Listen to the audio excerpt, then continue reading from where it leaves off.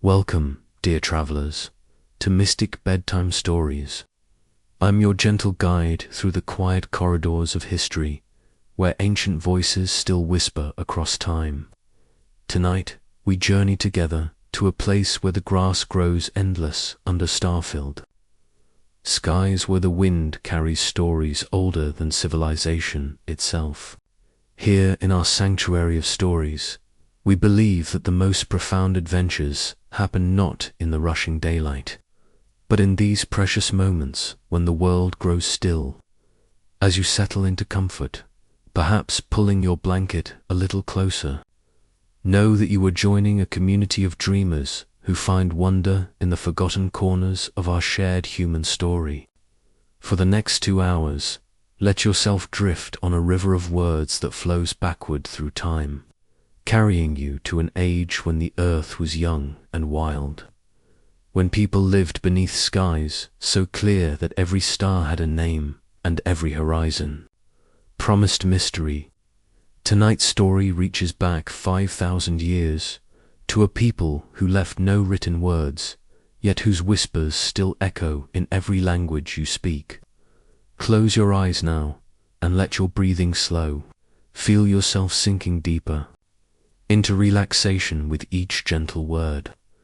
The day's concerns are fading like morning mist, replaced by something far more enchanting.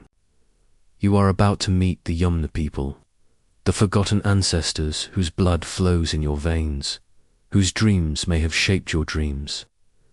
Picture yourself standing at the edge of an endless grassland. The wind moves across it like water across the surface of a lake, creating waves in the golden grass that stretch to every horizon. This is the Pontic-Caspian steppe, a sea of land between the Black Sea and the Caspian Sea, where Europe meets Asia in a dance of rolling hills and winding rivers. The air here tastes of freedom and wildness. It carries the scent of horses and leather, of wood smoke, and the green growing things that have no names in any modern tongue. As the sun settles toward the western horizon, painting the sky in shades of amber and rose, you begin to hear them, the sound of hoofbeats, distant but growing closer, rhythmic as a heartbeat. Chapter 1 echoes from the grasslands, who were the Yamna people. 12 to 15 minutes, listen closely, for the wind across these ancient steppes carries voices from long ago. The Yamnaya archaeological complex appeared around 3300 BCE across the steppes north of the Black and Caspian Seas, and by 3000 BCE reached its maximal extent from Hungary in the west to Kazakhstan in the east. But they were so much more than an archaeological culture. They were people with hopes and fears, with children who laughed and elders who remembered when the world was different. The name Yamna comes from the Russian word for pit, but this simple translation cannot capture what they truly were. Imagine a people who measured wealth not in gold or silver, but in the thunder of hooves, the lowing of cattle, and the vast open sky that served as the roof of their world. They were the first true nomads of the steppes, moving with their herds across distances that would exhaust modern travelers, reading the land like a book written in grass and stone and flowing water. In your mind's eye, see a Yamna family preparing for their seasonal journey. The women are weaving grass into baskets that will hold their most precious possessions. The children are gathering dried dung for fuel, their laughter mixing with the bleating of goats and the gentle nickering of horses. The men are checking the great wheeled carts that will carry their homes across the steppes, running their weathered hands along wooden wheels that represent one of humanity's greatest innovations. These were not primitive people struggling for survival. They were master horsemen who had learned to live in harmony with animals that most humans still feared. The spread of the Yamnaya horizon represented a social adjustment to high mobility, the invention of the political infrastructure to manage larger herds, from mobile homes based in the steppes. They had created a way of life so successful that it would spread across continents and echo through millennia. Feel yourself becoming part of their world. The grass beneath your feet has been traveled by countless generations. The stars above are the same stars that guided Yamna herders to new pastures. You are breathing the same wind that filled their lungs, seeing the same sunrise that painted their horizon gold each morning. As night deepens around their camp, you can hear the soft murmur of voices around cooking fires. They speak in a language that sounds almost familiar, for it is the grandmother of languages you know. Proto-European scholars call it now. But to them it was simply the way humans spoke, the way they shared stories of distant rivers and told their children about the spirits that lived in the thunder. A grandmother's voice rises above the others, weaving a tale of ancestors who first learned to speak to horses, who first understood that the earth was not a place to cling to, but a vast gift to be explored. Her words drift across the centuries, to reach you now, carrying you deeper into sleep, deeper into their world, where every dawn brought the possibility of new horizons, and every sunset brought the community together under stars that seemed close enough to touch. The fire crackles softly, sending sparks up toward those ancient stars. The horses shift and sigh in the darkness beyond the circle of light. And you, safe in your modern bed, begin to understand that you are not just hearing their story. You are remembering it, for their memories live on in your bones, in the way you dream of wide spaces, in the restlessness that sometimes calls you toward horizons you've never seen. Sleep comes easier now, as natural as breathing, as natural as the rise and fall of grass in an endless wind. Tomorrow, these Yamna people will load their carts and move on, following ancient paths toward distant rivers. But tonight, in the space between waking and sleeping, you move with them, part of their eternal journey across the grasslands of time. As you drift deeper into this ancient world, let your awareness shift like morning mist moving across the steppe. The Yamna camp has moved on, but something remains behind in the landscape, something that speaks of their deepest beliefs about life, death, and the invisible connections that bind all things together. Rising from the endless grassland like gentle breasts of the Earth Mother herself, you see them, the kurgans. These sacred burial mounds dot the steppe as far as the eye can see, each one a story written in earth and stone, each one a bridge between the world of the living and the realm of ancestors. The word kurgan comes from a Turkic word meaning fortress, but these are fortresses of a different kind. They guard not against earthly enemies, but against the forgetting that comes with time. They are monuments to memory itself, places where the dead continue to watch over the living, where the wisdom of ancestors seeps into the soil and feeds the grass that feeds the herds that feed the people. Allow yourself to approach one of these ancient mounds in the soft light of early morning. The dew clings to the grass that covers it, making it sparkle like a jeweled crown. This kurgan has stood here for 5,000 years, weathering countless storms, witnessing the rise and fall of empires, yet remaining constant as the North Star. Your footsteps are silent on the damp earth as you walk around its base, feeling the profound peace that radiates from this sacred place. Beneath your feet lies a pit grave, carefully excavated from the living rock of the steppe. The body within was placed in a crouched position, knees drawn up as if sleeping, facing east toward the rising sun. This was not random placement, but profound ritual understanding. The dead were positioned as if they were merely resting, waiting for the dawn of their rebirth in the world beyond. Picture the ceremony that created this sacred space. The entire community would have gathered as the sun reached its zenith.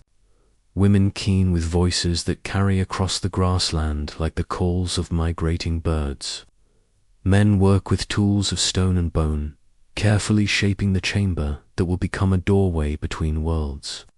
Children watch with wide eyes, learning the ancient ways, understanding that death is not an ending but a transformation, like the grass that dies in winter only to grow green again with spring. The body is wrapped in red ochre, the color of life's blood, the color of the sun at dawn and sunset. This sacred pigment comes from distant places, traded across vast networks that connected the Yamna to peoples they never saw, but whose lives they touched through the mysterious commerce of the ancient world. The red ochre speaks of continuity, of the life force that flows through all things, connecting the smallest blade of grass to the mightiest warrior. Around the body, they place the objects that defined a life well lived. A stone-maced head, polished smooth by countless hands, symbol of leadership and protection. Pottery vessels that once held the milk and meat that sustained the family, now holding offerings for the journey ahead. Ornaments of copper and gold that caught the firelight during evening celebrations, now gleaming in the eternal darkness of the grave. But the most precious offerings are the animals. Horses, cattle, sheep, the companions who shared the nomadic life, who gave their lives so that the deceased would not journey alone into the unknown lands beyond death. These were not mere possessions, but partners in the great dance of survival. On the steppe, their spirits would run together again in the endless grasslands of the afterlife.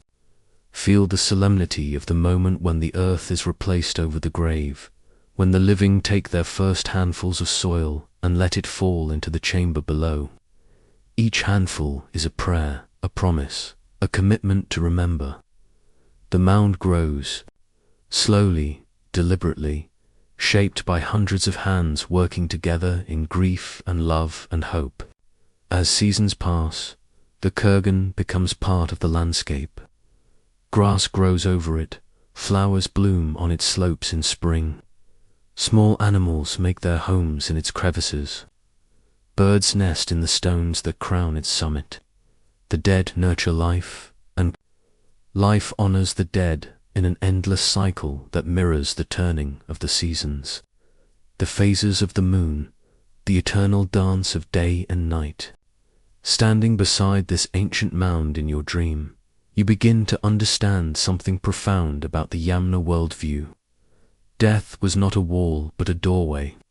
The ancestors were not gone but present, watching over their descendants from the high places, speaking in the whisper of wind through grass, in the distant rumble of thunder, in the dreams that come in the deep hours before dawn. The kurgan becomes a landmark for the living, a reference point in the vast anonymity of the steppe. Travelers use it to navigate, herders shelter against it during storms, children play on its slopes while their parents rest in its shadow.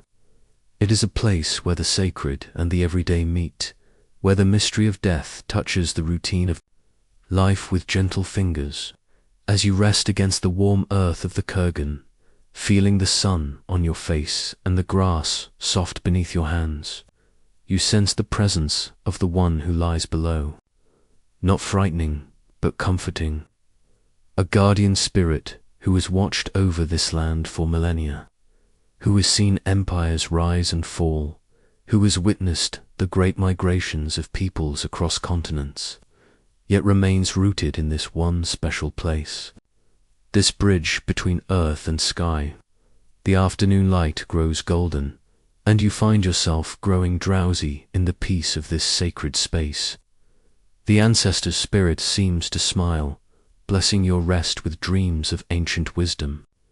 And as sleep deepens around you like the gathering dusk, you carry with you the profound understanding that you too are part of this eternal story, that the same reverence for life and death that built these mounds flows in your blood, connects you to the endless chain of humanity stretching back to the very beginning of consciousness itself. As twilight settles over the ancient kurgan, your dream carries you forward through time like a gentle current. The sacred mound fades behind you, but its blessing follows as you journey toward new sounds drifting across the evening air.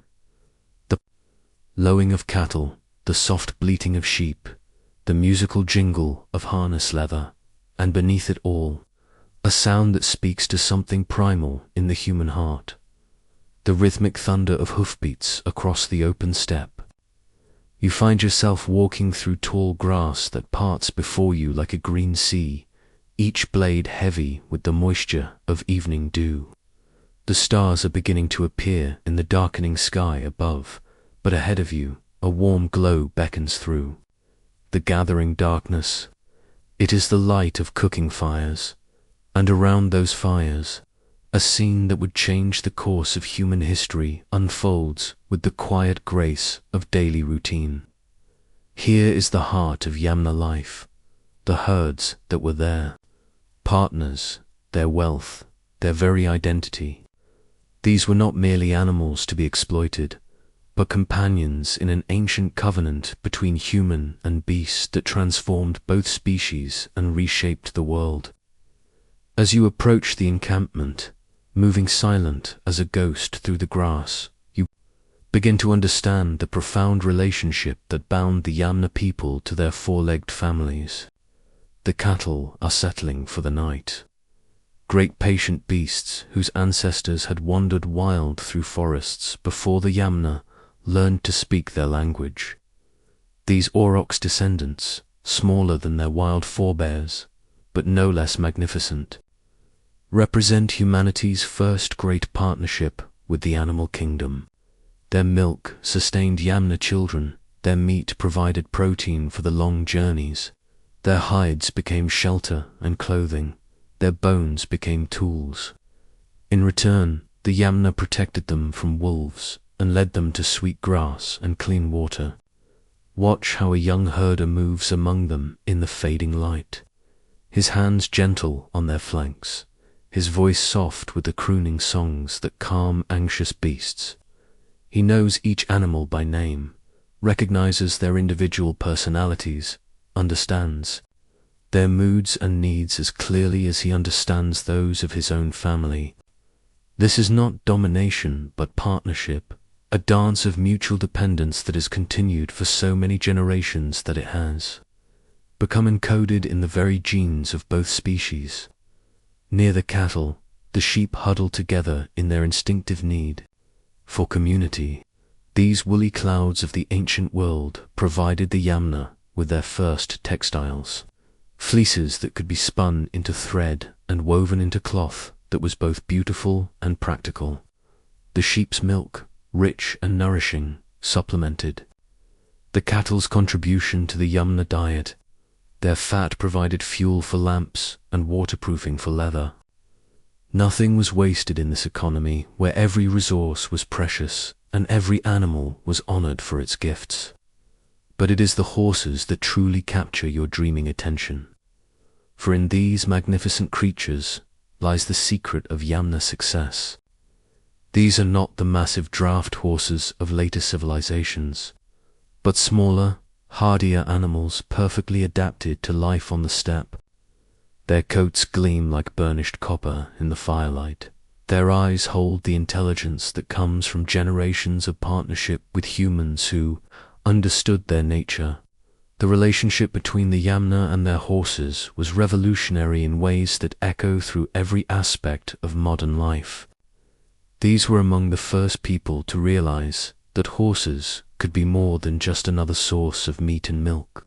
They discovered that these fleet-footed creatures could carry humans farther and faster than any person could walk, could help manage herds across vast distances, could transform nomadic life from a struggle for survival into an art form of movement and freedom. Feel yourself drawn to where a master horseman sits beside the fire, working leather with patient hands, his fingers scarred by years of handling rope and reins, shape a bridle that will allow communication between human mind and equine heart. This is not the harsh bit that would come later, but a gentle system of leather and rope that works with the horse's natural responses rather than against them. The relationship built through this partnership of trust and understanding created a bond so strong that horse and rider moved as one being across the endless grass. But perhaps the most revolutionary innovation of the Yamna people stands silently at the edge of the camp, its significance hidden in the growing darkness. The wagon, humanity's first wheeled vehicle, represents a leap of imagination that rivals the discovery of fire or the invention of language. These were not the elegant carriages of later civilizations, but solid, practical conveyances that could carry an entire household across continents. Approach one of these miraculous machines. In your dream, running your hands along wood that was shaped by stone tools and bound together with leather and sinew. The wheels are solid discs cut from massive trees, heavy but incredibly durable. They turn on axles of hardwood, creating a grinding song that became the soundtrack of human migration. This simple innovation multiplied human carrying capacity by factors that boggle the modern mind, allowing entire communities to move with their possessions intact. Picture the scene when the camp prepares to move. Families work together with the efficiency born of countless repetitions, loading the wagons with tents made of felt and leather, with cooking pots and tools, with the looms on which women weave the stories of their travels into cloth. Children help by carrying smaller items, learning through participation the skills they will need to survive and thrive on the steppe. The elderly, no longer able to walk great distances, find places of honor in the wagons where they can continue to contribute their wisdom to the community. The oxen that will pull these miraculous vehicles are harnessed with ceremonies that acknowledge their crucial role. These patient beasts, castrated bulls, trained from youth to accept the yoke, had the strength to pull loads that would challenge a dozen men. Their slow, steady pace set the rhythm of Yamna migration, allowing the herds to graze as they moved, ensuring that the journey itself became a way of life rather than merely a means of reaching a destination. As the caravan begins to move in your dream, you find yourself walking alongside one of the great wagons, listening to the creak of leather, the grinding of wheels, the soft conversations of families traveling together toward new horizons. Children peer out from beneath canvas covers, their eyes bright with the excitement of movement and discovery. Women sing ancient songs that help pass the time and keep the community connected across the long line of wagons stretching out across the steppe. The harmony of this movement speaks to something deep in the human soul, the wanderlust that still calls to modern hearts when we see wide open spaces or hear the distant sound of trains in the night. The Yamna had discovered that home was not a place but a people, that security came not from walls but from the ability to move toward opportunity and away from danger. That freedom was not the absence of responsibility but the presence of mobility. As the night deepens around this ancient caravan, as the stars wheel overhead in their eternal dance, you begin to understand that you are witnessing more than a historical curiosity. You are seeing the birth of the modern world, the moment when humans learned to think beyond the boundaries of valleys and forests, when the entire earth became their potential home. The clip-clop of hooves, the creak of wheels, the gentle lowing of cattle fades into a lullaby that carries you deeper into peaceful sleep, secure in the knowledge that the restless spirit that drove the Yamna across continents lives on in every journey you have ever taken, every road you have ever traveled, every horizon you have ever yearned to cross. In the deepest part of your dream, time begins to flow like honey, slow and golden and sweet. You find yourself standing not beside a single caravan, but at a crossroads of destiny where countless paths stretch away into the distance like the spokes of an enormous wheel. This is the moment when the Yamna people ceased to be a single tribe and became a river of humanity flowing across the ancient world, carrying with them the seeds of languages, customs, and dreams that would bloom in distant lands for thousands of years to come. From your vantage point high above the steppe, you can see the great migration beginning like dawn breaking slowly across the grasslands. It is not a sudden exodus, but a gradual spreading, like ripples moving outward from a stone dropped into still water. Some families move west toward the setting sun, their wagons disappearing into lands that will one day be called Europe.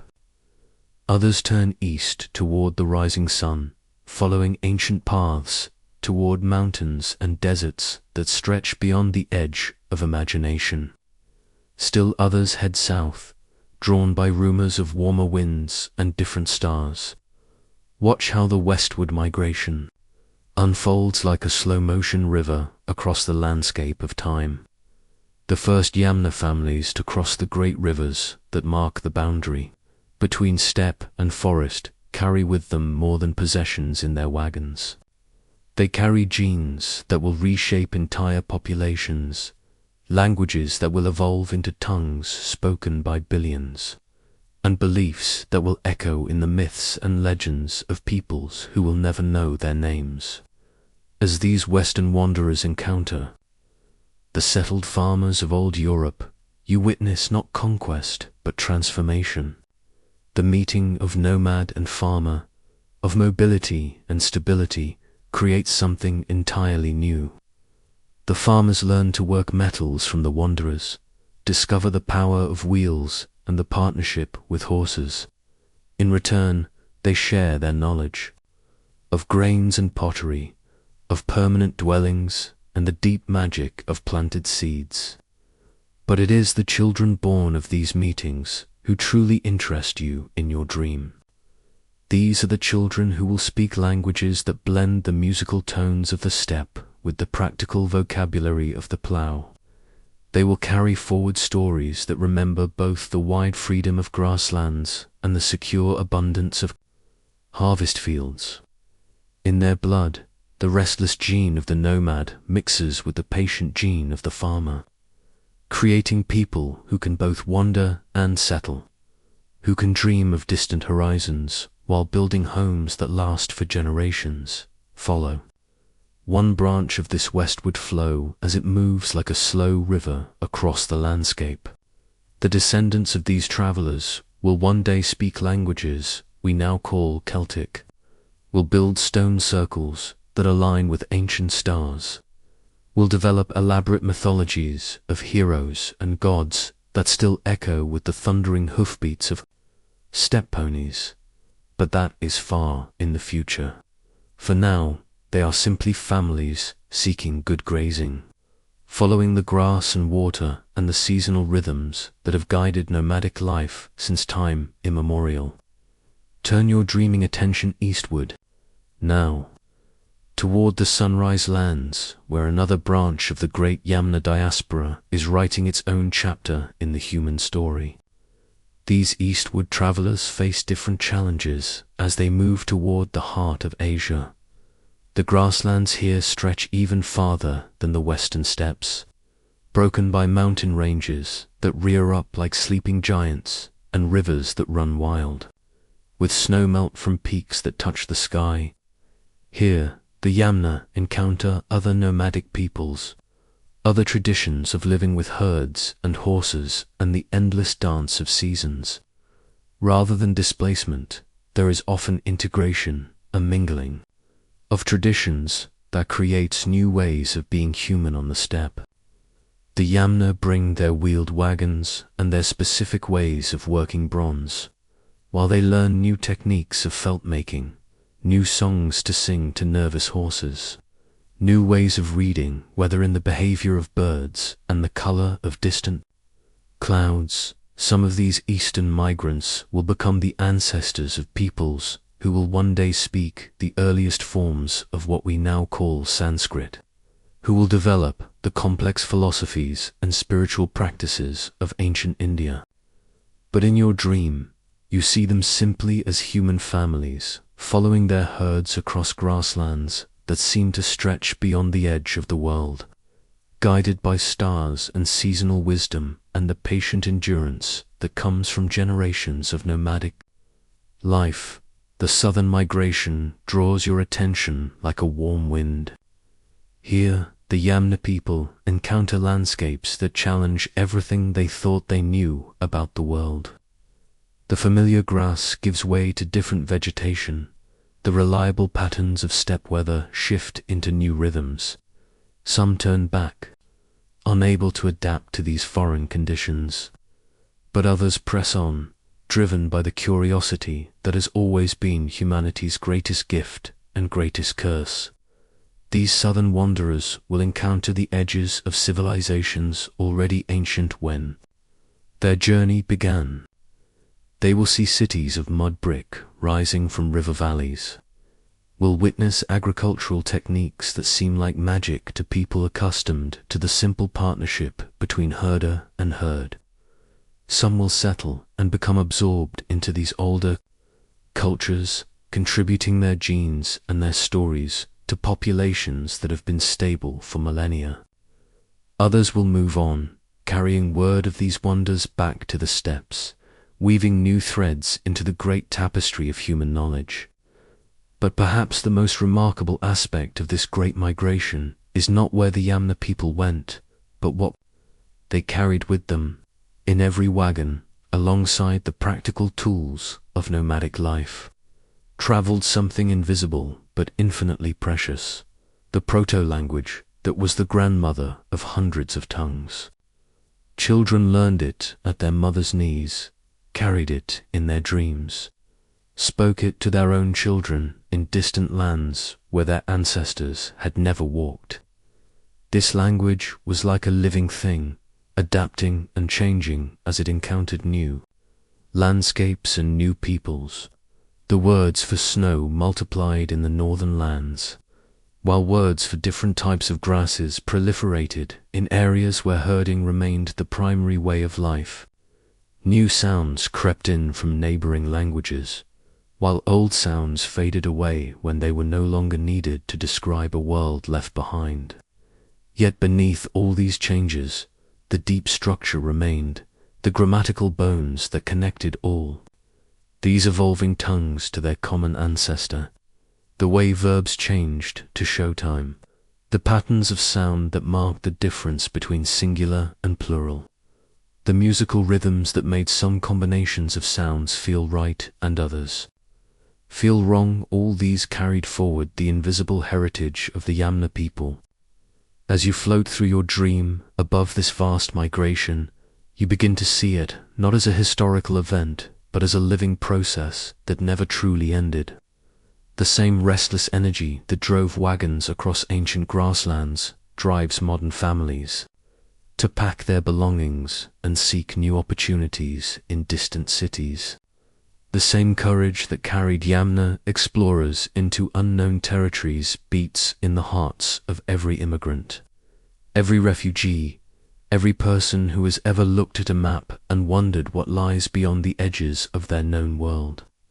The wagon wheels that first turned on steppe pathways echo in every turning wheel today, in every journey that carries dreams and hopes and the precious cargo of human possibility toward new horizons. And as the ancient caravans fade into the distance of your dream, disappearing like morning mist into the vast grasslands of time, you carry with you the profound understanding that migration is not something that happened once in the distant past, but something that flows in your blood, calls to your heart, connects you to an unbroken chain of human movement that stretches from the first footstep out of Africa to the last human who will ever look up at the stars and wonder what lies beyond. In the flowing river of your dream, you find yourself drawn toward a sound that seems to come from everywhere and nowhere at once. It is the sound of voices, countless voices speaking in harmonious concert, yet each one distinct and beautiful in its own way. As you move closer to this celestial chorus, you begin to understand that you are approaching something more precious than gold, more powerful than any weapon, more enduring than the greatest monuments ever built by human hands. You are hearing the echo of the mother tongue, the Proto-Indo-European language that was born on the steppes and grew to become the ancestor of nearly half the languages spoken on Earth today. Listen carefully as the dream carries you back to a Yamna campfire where an elder sits surrounded by children, their faces glowing in the firelight as ancient words flow like music from her weathered lips. She speaks in a language that sounds almost familiar to your modern ears, for buried deep within its rhythms and sounds are the seeds of words you know. When she says Potter for father, you hear the ghost of paternal. When she speaks of Mater for mother, you recognize the root of maternal. The word trays for 3 carries within it the number that will echo through dozens of future languages, while Decem for 10 holds the mathematical foundation of counting systems across continents. But this is not merely a collection of words. This is a living, breathing system of communication that carries within its structure the entire worldview of the Yamna people. The way they construct their sentences, the patterns of sound that feel natural to their tongues, the subtle distinctions they make between different types of actions and relationships, all of this flows forward through time like an underground river, surfacing in languages that will not be spoken for thousands of years.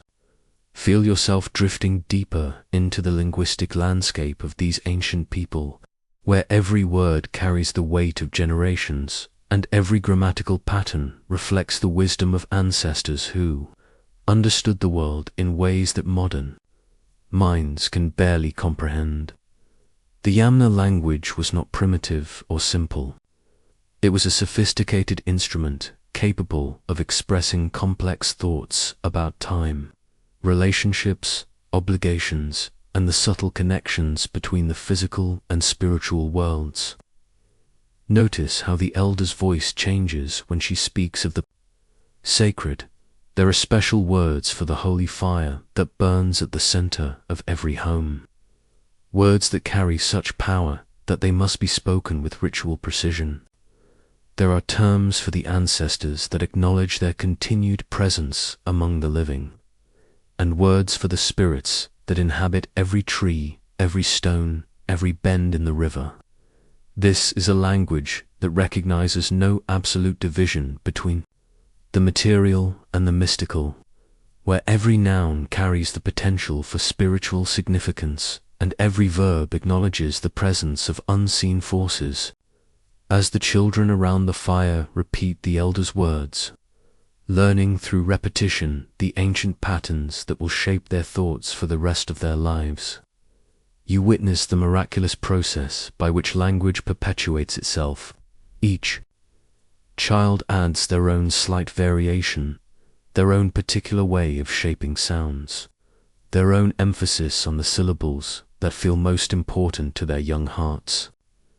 These tiny changes, insignificant in the moment, will compound over generations to create entirely new ways of speaking.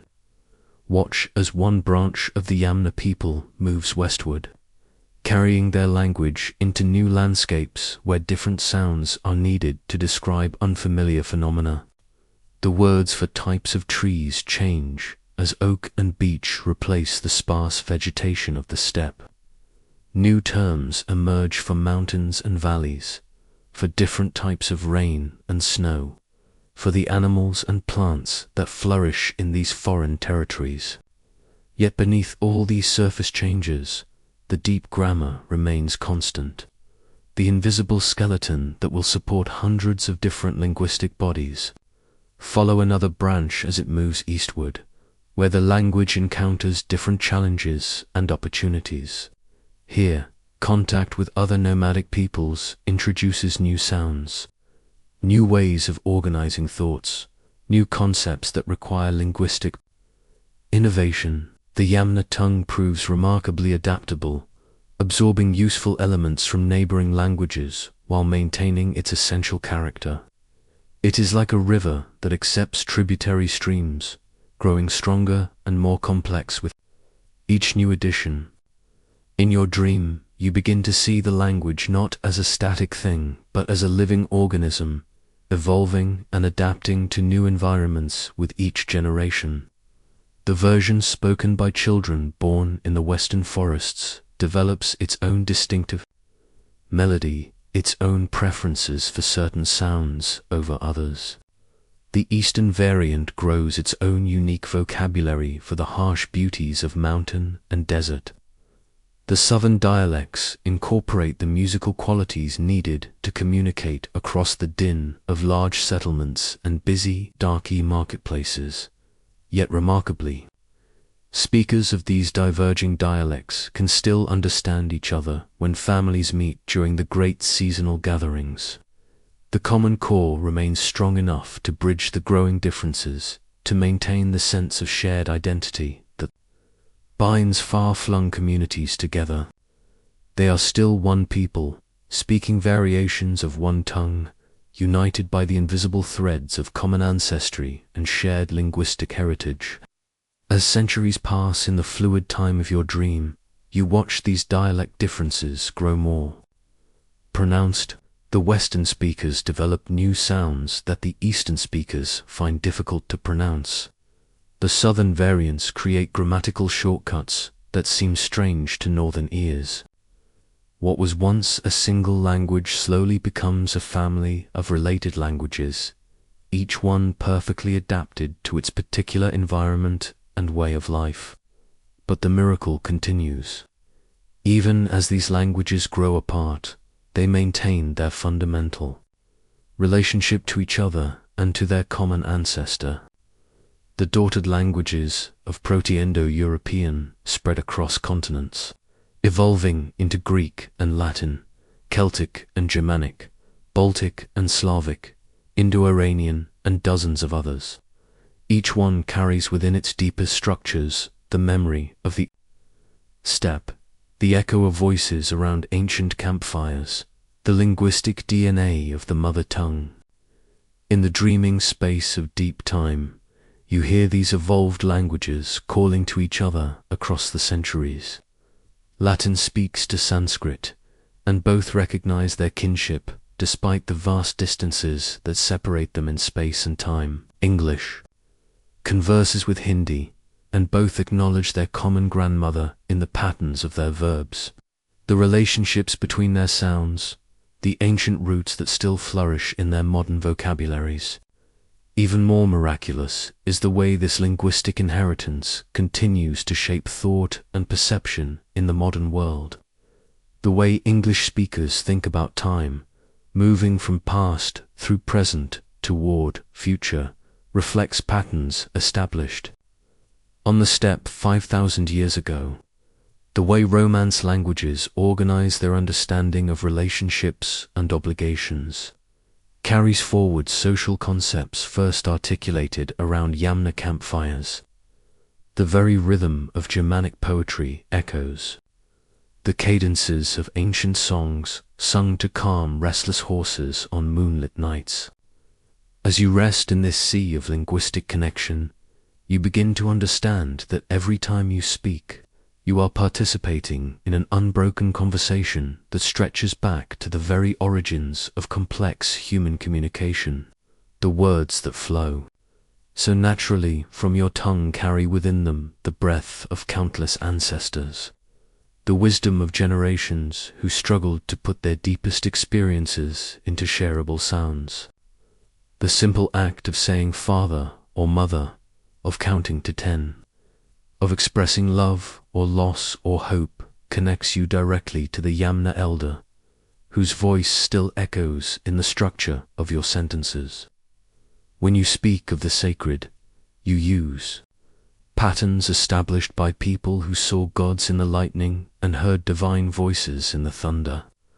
When you tell stories, you follow narrative rhythms first established around fires that burned when the world was young and wild and full of wonders that had no names until human voices learned to shape them into words. And as this understanding settles into your bones like the warmth of a perfect fire, you'll realize that language is not just a tool for communication, but a bridge across time, a way of touching the minds and hearts of people who lived and loved and dreamed thousands of years before you were born. In speaking, you honor their memory. In listening, you participate in their eternal conversation. In dreaming, you join your voice to the great chorus that began on the steps and will continue, until the last human voice falls silent beneath the stars.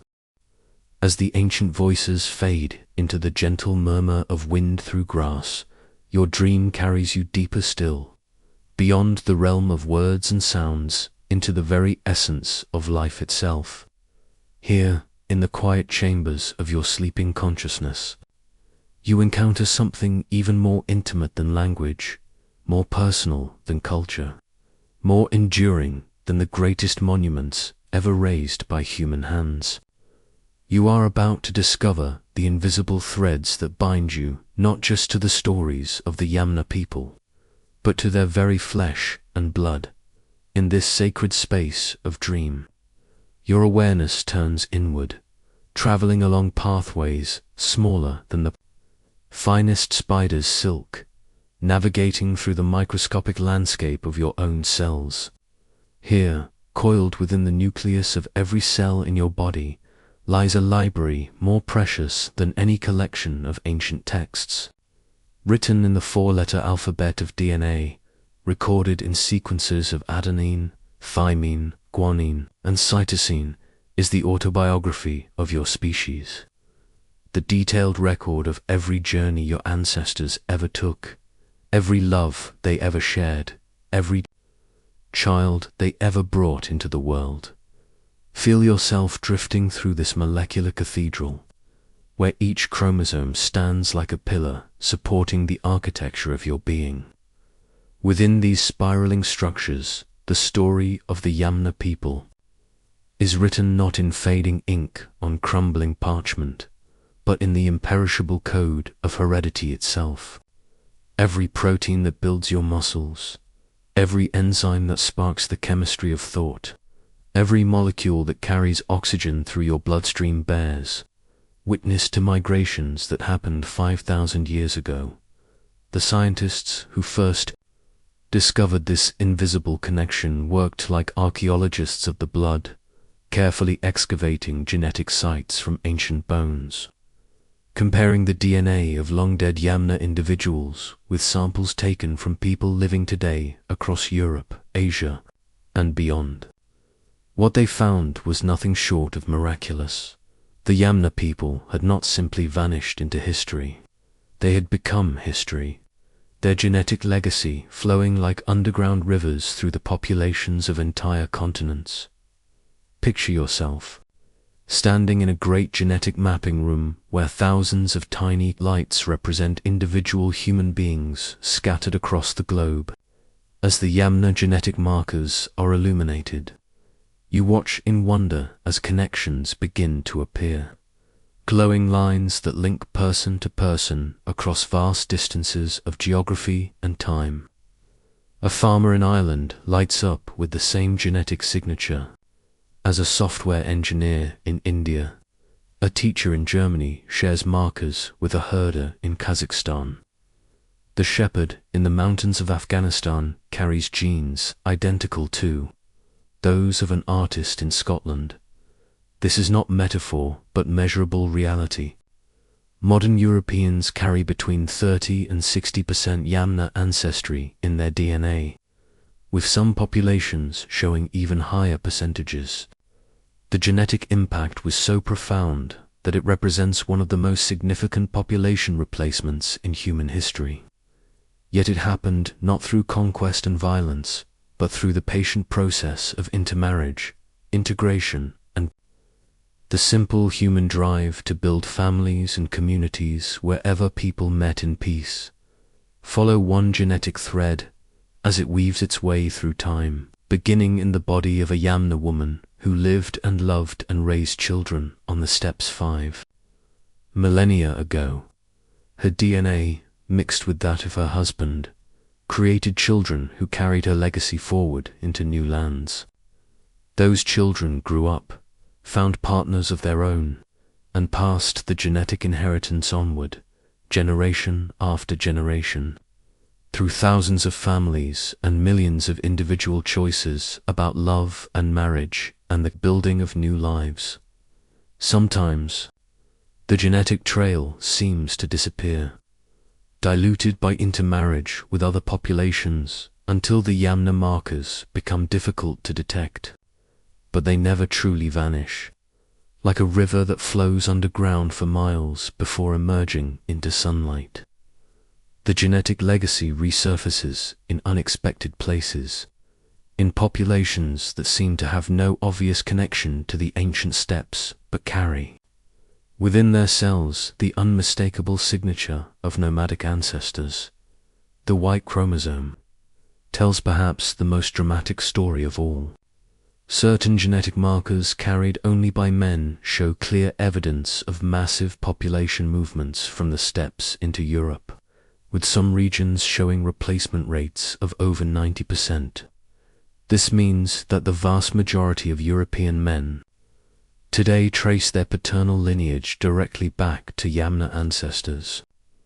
The statistical evidence is so overwhelming that it has forced historians to completely revise their understanding of how ancient populations moved and mixed across continents. But the mitochondrial DNA, passed down only through the maternal line, tells a more complex tale. Here, the genetic evidence suggests extensive intermarriage between Yamna men and local women as the steppe peoples moved into new territories. This pattern speaks of cultural integration rather than replacement, of communities that welcomed newcomers and created blended families that combined the best traditions of both groups. In your dream, you can see these ancient romances playing out across the landscape of deep time. A young Yamna herder meets a farmer's daughter at a seasonal gathering where different communities come together to trade goods and stories. Their eyes meet across a cooking fire, and in that moment, too, genetic lineages that have been separated for thousands of years begin their journey back toward unity. Their children will speak a language that blends the vocabulary of the steppe with the grammatical patterns of the settled communities, will practice customs that honor both the nomadic traditions of their father and the agricultural wisdom of their mother. These individual love stories, multiplied across thousands of communities and hundreds of generations, created the genetic landscape of modern Eurasia. Every person of European descent carries within their DNA the record of countless such meetings, countless such choices, countless such blendings of different human traditions into something new and wonderful. But the genetic legacy extends far. Beyond Europe, the eastward migrations of the Yamna people carried their DNA deep into Asia, where it can still be detected in populations from Kazakhstan to northern India. The ancient Indo-European languages spoken in these regions are accompanied by genetic markers that confirm the historical connection, proving that language and genes traveled together along the same migration routes. Even more remarkably, recent genetic studies have revealed Yamna ancestry in unexpected places. Native American populations carry traces of ancient European DNA that appears to have arrived long before Columbus, possibly through migrations that crossed the Bering Land. Bridged during the Ice Age, the genetic threads that connect all of humanity become visible in these deep studies, revealing patterns of movement and mixing that go back tens of thousands of years. As you rest in this sea of genetic connection, you begin to understand that the phrase "all humans are related" is not a poetic metaphor but a scientific fact. The Yamna people were not your only ancient ancestors, of course. Your DNA carries signatures from dozens of different populations. Genetic contributions from Africa and Asia, from hunter-gatherers and farmers, from island dwellers and mountain peoples. You are the living culmination of countless migrations, countless meetings, countless love stories that played out across the full span of human history.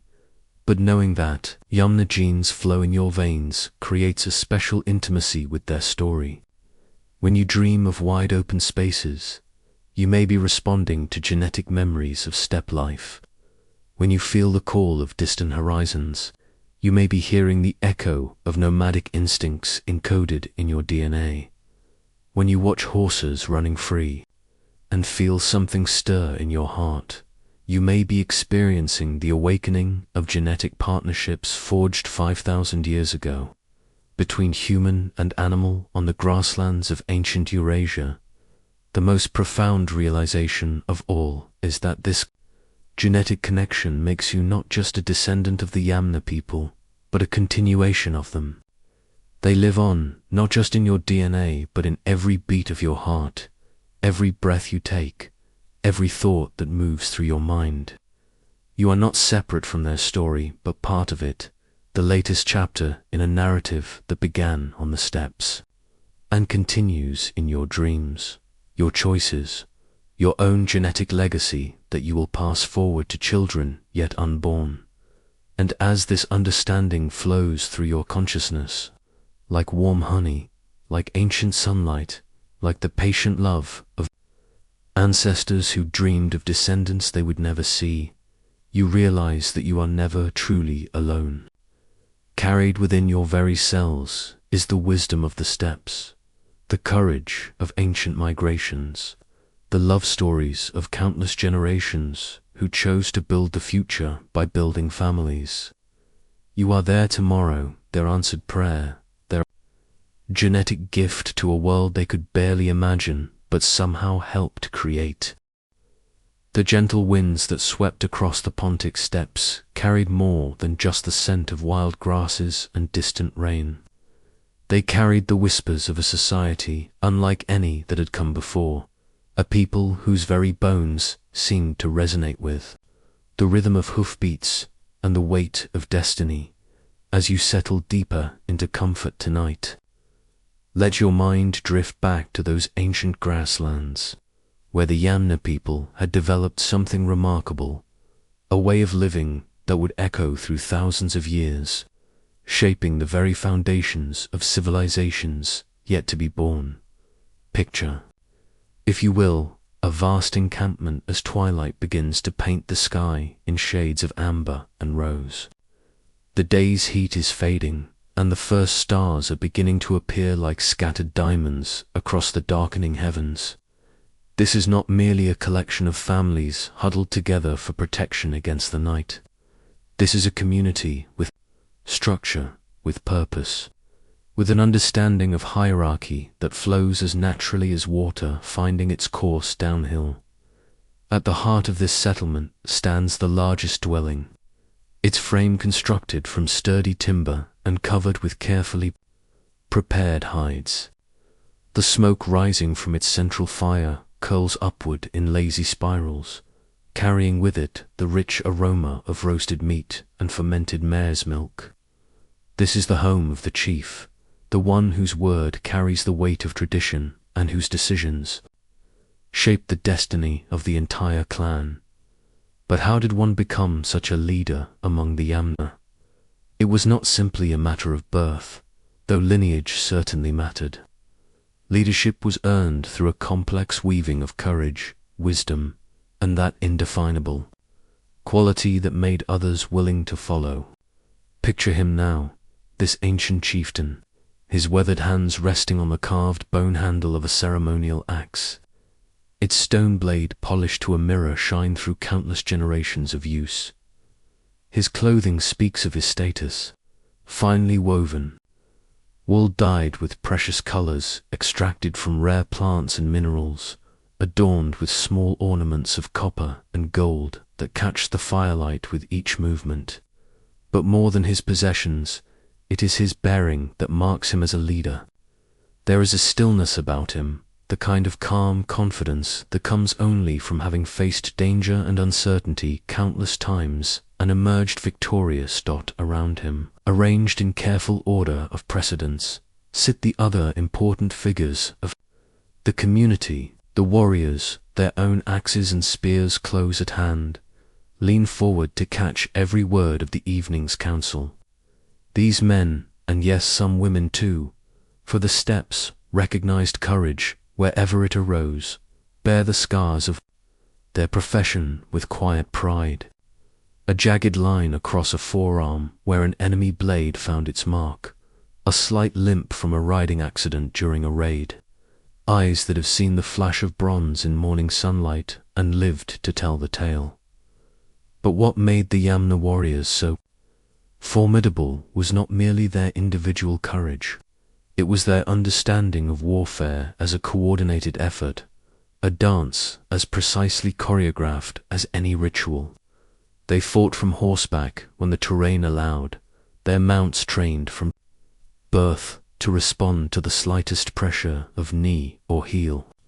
When they fought on foot, they moved with the fluid precision of a pack of wolves, each warrior knowing instinctively where his companions would be, what moves they would make. Their weapons were simple but devastatingly effective. The stone axes they carried were not crude implements, but carefully crafted tools of war. Their heads shaped and sharpened with an expertise passed down through generations.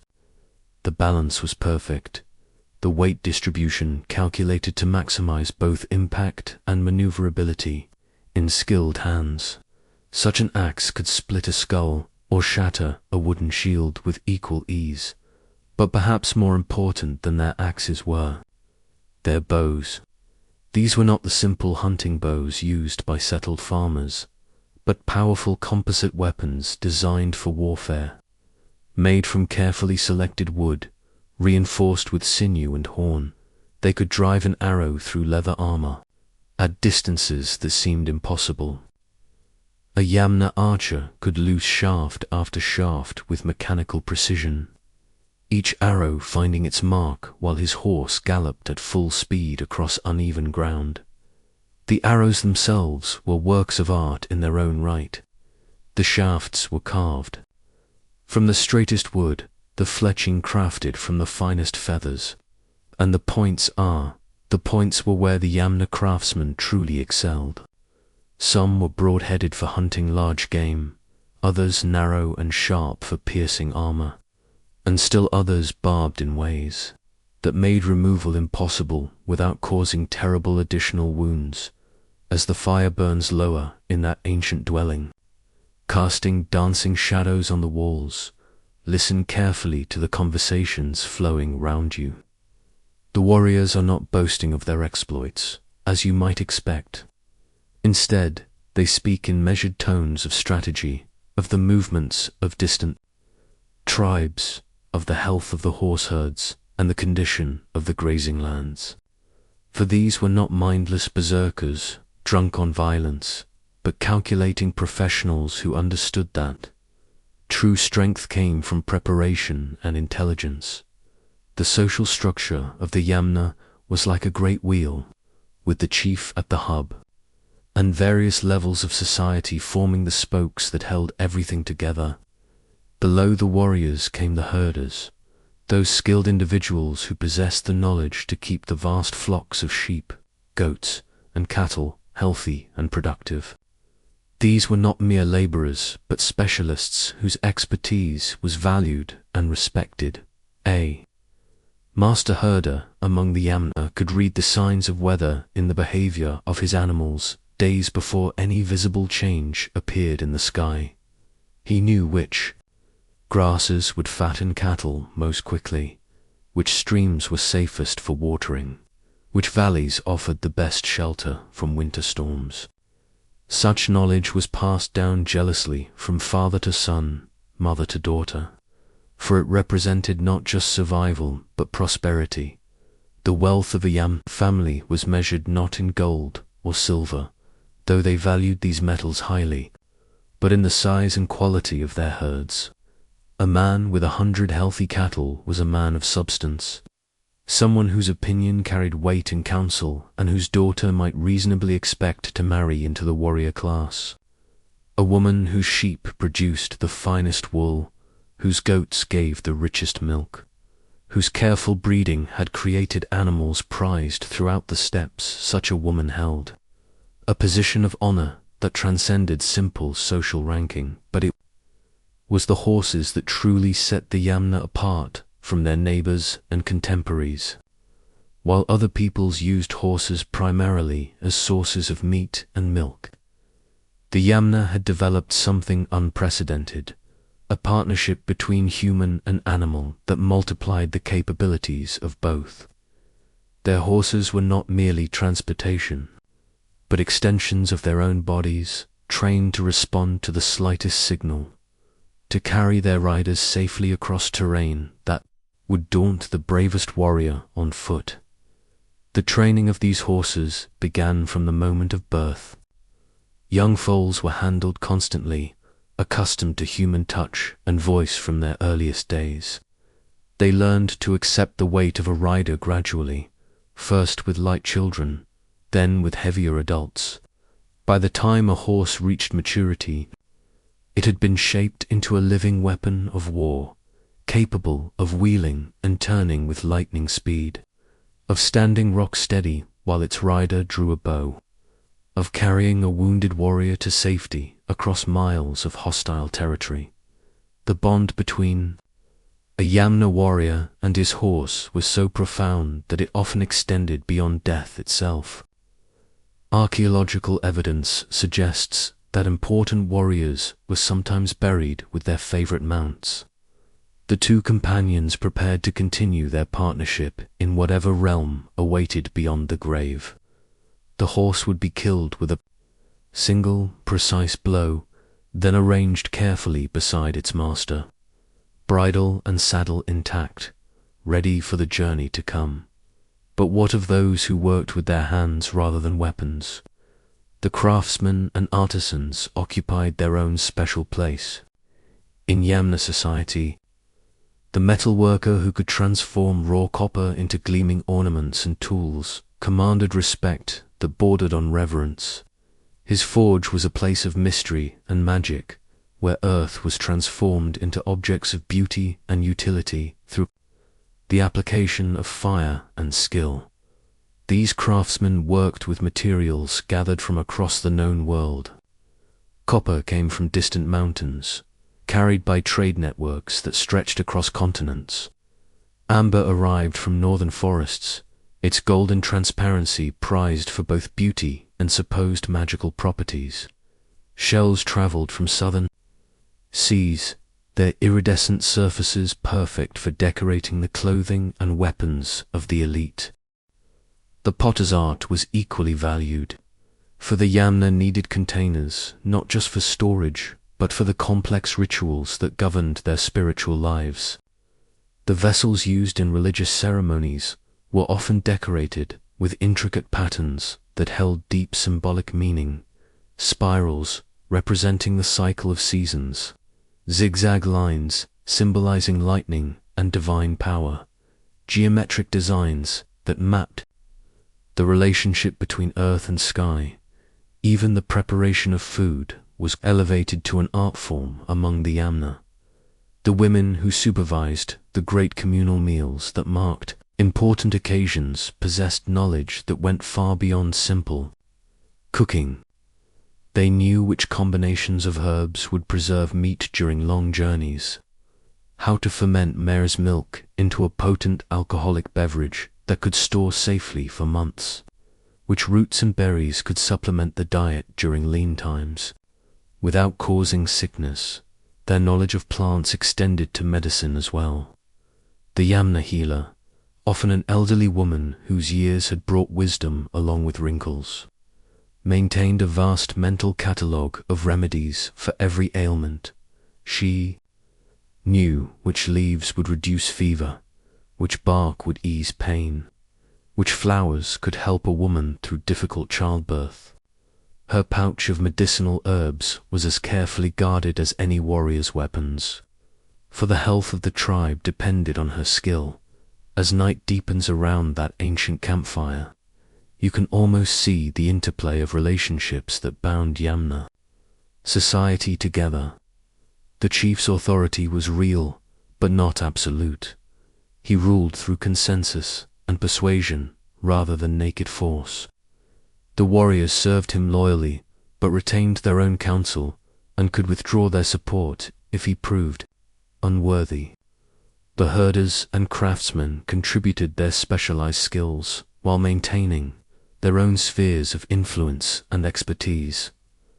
Children in this society learned their place, not through formal instruction, but through constant observation and gradual participation. A boy destined for warrior status would begin training almost as soon as he could walk, first with toy weapons, then with progressively more dangerous implements as his skills developed. A girl whose talents lay in animal husbandry would spend her days alongside her mother or grandmother, absorbing the subtle knowledge needed to manage livestock successfully. But the boundaries between roles were not rigid. A warrior might also be skilled in metalworking. A herder might possess unusual talent with weapons. A woman might be recognized as having the gift of leadership that transcended traditional gender expectations. The Yamna valued competence above all else, and anyone who could contribute significantly to the welfare of the tribe would find their talents recognized and rewarded. The coming-of-age ceremonies that marked the transition from childhood to adult responsibility were elaborate, affairs that could last for days. Young men seeking to join the warrior class faced tests of courage, skill, and endurance that pushed them to their limits. They might be required to spend a night alone on the steppes with only basic weapons for protection to demonstrate their prowess with bow and spear before the assembled elders, to show their mastery of horsemanship through increasingly difficult maneuvers. Young women faced their own trials, no less demanding for being different in nature. They might be called upon to demonstrate their knowledge of herbal medicine by correctly identifying dozens of plants and their uses, to show their skill in the domestic arts by preparing complex meals for large gatherings, to prove their understanding of animal behavior by successfully managing difficult livestock situations. But perhaps the most important test for both young men and women was the demonstration of judgment and wisdom. They would be presented with hypothetical situations, disputes between tribe members, decisions about grazing lands, responses to threats from hostile neighbors, and asked to propose solutions. Their answers were judged not just for practicality, but for their understanding of the complex web of relationships and obligations that held Yamna society together. Those who passed these trials were welcomed into full adulthood with celebrations that echoed across the steppes. There would be feasting and drinking, contests of skill and strength, music and dancing that continued until dawn. The new adults would receive the symbols of their status: weapons for the warriors, specialized tools for the craftsmen, ceremonial garments that marked their place in the community hierarchy. But with these privileges came responsibilities that were taken with deadly seriousness. A warrior was expected to be ready to fight at a moment's notice, to protect not just his own family but every member of the tribe. A herder was responsible for the animals under his care. Their loss through carelessness or neglect would bring shame that might last for generations. A craftsman who produced inferior work would find his reputation destroyed and his services no longer sought. The justice system of the Yamna was based on compensation rather than punishment. When someone committed a crime or caused injury, the focus was on making the victim whole rather than inflicting suffering on the perpetrator. A warrior who killed another's horse in a moment of anger would be required to provide a replacement animal of equal or greater value. Someone who damaged another's property through carelessness would work until the debt was discharged. Only the most serious offenses, betrayal of the tribe to enemies, repeated theft from fellow members, cowardice in battle that endangered others, merited the ultimate punishment of exile. To be cast out from the tribe was considered a fate worse than death, for survival alone on the vast steppes was almost impossible. The exiled individual would wander until exhaustion, starvation, or wild animals claimed them, their names spoken. No more among their former people, as the fire burns down to glowing embers and the voices around it grow quiet. You can sense the deep stability that underlay Yamna society. These were not people living from day to day, scrambling for mere survival.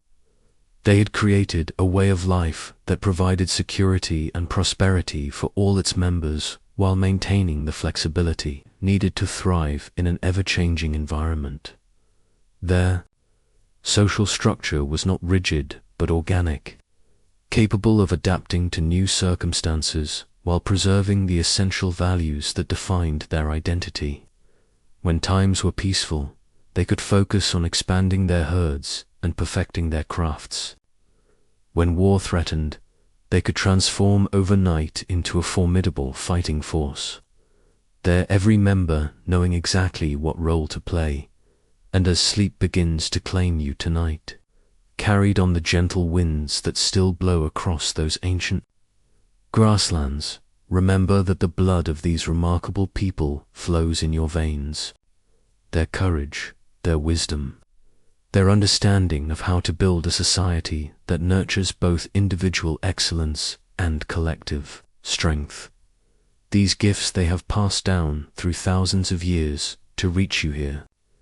In this moment, as you drift peacefully toward dreams, the embers glow softly in the darkness, and somewhere in the distance, a horse whickers softly to its companions. The stars wheel overhead in their eternal dance, and the grass whispers secrets that only the wind remembers. Sleep now, as the Yamna slept, secure in the knowledge that you are part of something larger than yourself, connected by invisible threads to a heritage that stretches back to the very dawn of our shared human story. As the last whispers of warrior songs fade into the night wind, and the embers of ancient campfires settle into peaceful silence, your spirit is invited to ascend beyond the earthbound concerns of daily life, to soar upward like smoke rising, toward the infinite dome of stars that crowned the Yamna world. Close your eyes now, and feel yourself lifted gently above the sleeping encampment, above the rolling grasslands that stretch endlessly in every direction, until you find yourself suspended between earth and heaven, in that sacred space where the Yamna people believed their gods dwelled. Here, in the vast cathedral of the open sky, you will discover the spiritual heart that gave meaning to every aspect of their existence. The Yamna did not build temples of stone or wood, for they understood that no structure created by human hands could contain the divine. Their sanctuary was the boundless sky itself, stretching from horizon to horizon like a great blue dome studded with celestial jewels. Every sunrise was a religious service, every sunset a prayer, every star-filled night a communion with powers beyond mortal understanding. Imagine yourself standing now on a gentle rise in the steppe, the grass soft beneath your feet as the first pale light of dawn begins to touch the eastern horizon. The air is cool and sweet, carrying the earthy scent of dew-dampened soil and the distant fragrance of wildflowers. Around you, the Yamna people are gathering for their morning observance, their faces turned eastward in expectation of the daily miracle about to unfold. There is a profound silence in these moments before sunrise, a hush that seems to hold its breath in anticipation. Then, like a golden coin dropped into dark water, the sun appears at the edge of the world, and the Yamna voices rise in greeting. Not the harsh, commanding tones you might expect from a warrior people, but something softer, more reverent. The sound of children welcoming a beloved parent home after a long absence. For to the Yamna, the sun was not merely a celestial body following its predetermined course across the heavens. It was the visible manifestation of their greatest deity, the Sky Father, whom they knew by a name that would echo through thousands of years and countless languages, Deus Vater, the Shining Father, the God whose light gave life to all things. Beneath heaven, as the sun rises higher, painting the grasslands in shades of gold and amber, you can almost see him as the Yamna saw him, not as an abstract force or distant deity, but as a living presence with personality and purpose.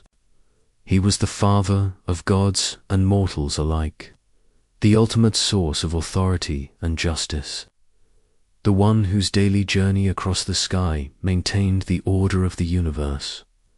But Deus Vater was more than a solar deity. He was the god of the bright sky itself, master of thunder and lightning, controller of the weather that could bring life-giving rain or devastating storms. When thunder rolled across the steppes, the Yamna heard his voice speaking in a language older than words. When lightning split the darkness, they saw his spear thrown in anger or judgment.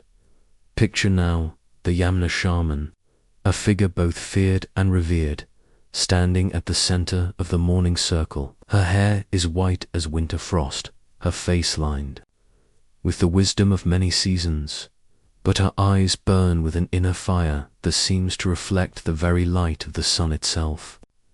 In her weathered hands she holds a staff carved with symbols that dance and shift in the flickering firelight, spirals that represent the sun's eternal journey, zigzag lines that capture the essence of lightning, circles within circles that map the relationship between earth and sky. Listen carefully to her words as she begins the dawn prayer, her voice rising and falling like wind through tall grass. She speaks not in the common tongue used for daily conversation, but in the sacred language reserved for communication with the divine words so ancient that their origins are lost in the mists of time, yet so powerful that they seem to make the very air vibrate with spiritual energy.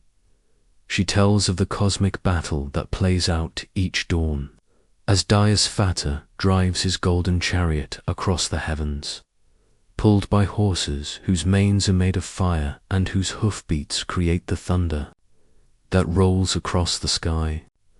She speaks of the serpent of darkness that tries each night to swallow the sun, and of the hero god's eternal victory over the forces of chaos and destruction. But the Yamna spiritual world was populated by more than just the Sky Father. There was Pultavi, the Earth Mother, whose fertile body provided sustenance for all living things. She was the counterpart to Deus Vater, the yin to his yang, the receptive feminine principle that received his life-giving rays and transformed them into the endless bounty of the natural world. You can feel her presence now in the soft earth, beneath your feet, in the grass that sways gently in the morning breeze, in the wildflowers that dot the landscape like scattered stars fallen from heaven. She is both nurturing mother and fearsome protector, capable of tremendous generosity, but also of terrible wrath when her children are threatened or her laws violated. The relationship between Sky Father and Earth Mother was not always harmonious. The Yamna understood that the cosmos was built on tension as much as cooperation, on conflict as much as love. The summer droughts that could devastate the grasslands were interpreted as signs of discord between the divine couple.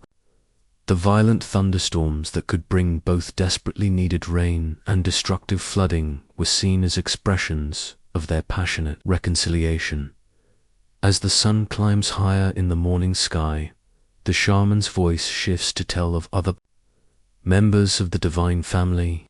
There is Hausos, the dawn maiden, whose rosy fingers paint the eastern sky each morning as she prepares the way for her father's arrival. She is young and beautiful, eternally renewed, the embodiment of hope and new beginnings. And there is Manu, the first man, ancestor of all humanity, whose story explains how mortals came to inherit the earth. He was both human and divine, a bridge between the world of the gods and the realm of ordinary existence. Through him, every person carries a spark of the divine within their mortal frame, a connection to the cosmic order that death itself cannot sever. The horses that were so central to Yamna life also held profound spiritual significance. They were not merely animals to be ridden and worked, but sacred beings closely associated with the sun god himself. The finest stallions were thought to possess supernatural powers, capable of carrying their riders not just across the physical landscape but into the realm of the spirits. When a great chief or revered shaman died, their favorite horse might be sacrificed to accompany them on their final journey. This was not seen as cruelty, but as the highest honor that could be bestowed, ensuring that the deceased would arrive in the afterlife mounted and ready to take their place among the celestial riders, who galloped eternally across the star-strewn sky. The Yamna believed that the souls of the dead traveled westward, following the path of the setting sun to reach the land of the ancestors. This was not a gloomy underworld, but a perfected version of the steppes they had known in life. Endless grasslands where the hunting was always good, the weather always fair, and the horses never tired. But before the soul could reach this blessed realm, it had to pass through various trials and challenges. The kurgan burial mounds that dotted the landscape were not just tombs, but launching points for these spiritual journeys. The grave goods buried with the dead weapons, ornaments, food, and drink were provisions for the long voyage ahead. As the morning progresses and the sun reaches its zenith, the shaman's narrative shifts to describe the cosmic order that governed all existence.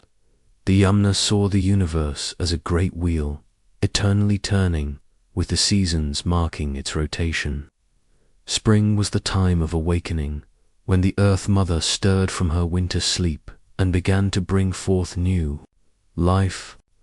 Summer was the season of abundance, when the Sky Father's power was at its peak and all things flourished under his beneficent gaze. Autumn brought the harvest, both literal and metaphorical, a time for gathering the fruits of the year's labors and preparing for the challenges ahead. Winter was the season of testing, when the forces of darkness grew strong and only the wise and well-prepared could survive until the wheel turned once more toward light and warmth. This cyclical understanding of time was reflected in every aspect of Yamna life. Their seasonal migrations followed ancient patterns that were as much spiritual as practical. They moved not just to find better grazing for their herds, but to align themselves with the cosmic rhythms that governed all existence. The sacred sites scattered across their territory were nodes in a vast spiritual network that connected earth to heaven. These might be natural formations, a particularly striking hill, a spring that never ran dry, a grove of ancient trees, or human-made structures like stone circles or burial mounds. At these places, the boundary between the physical and spiritual worlds grew thin, allowing communication with the divine to flow more freely. The seasonal festivals that marked the turning of the cosmic wheel were occasions of great celebration and profound religious significance. At the summer solstice, when the sun reached its highest point in the sky, the entire tribe would gather.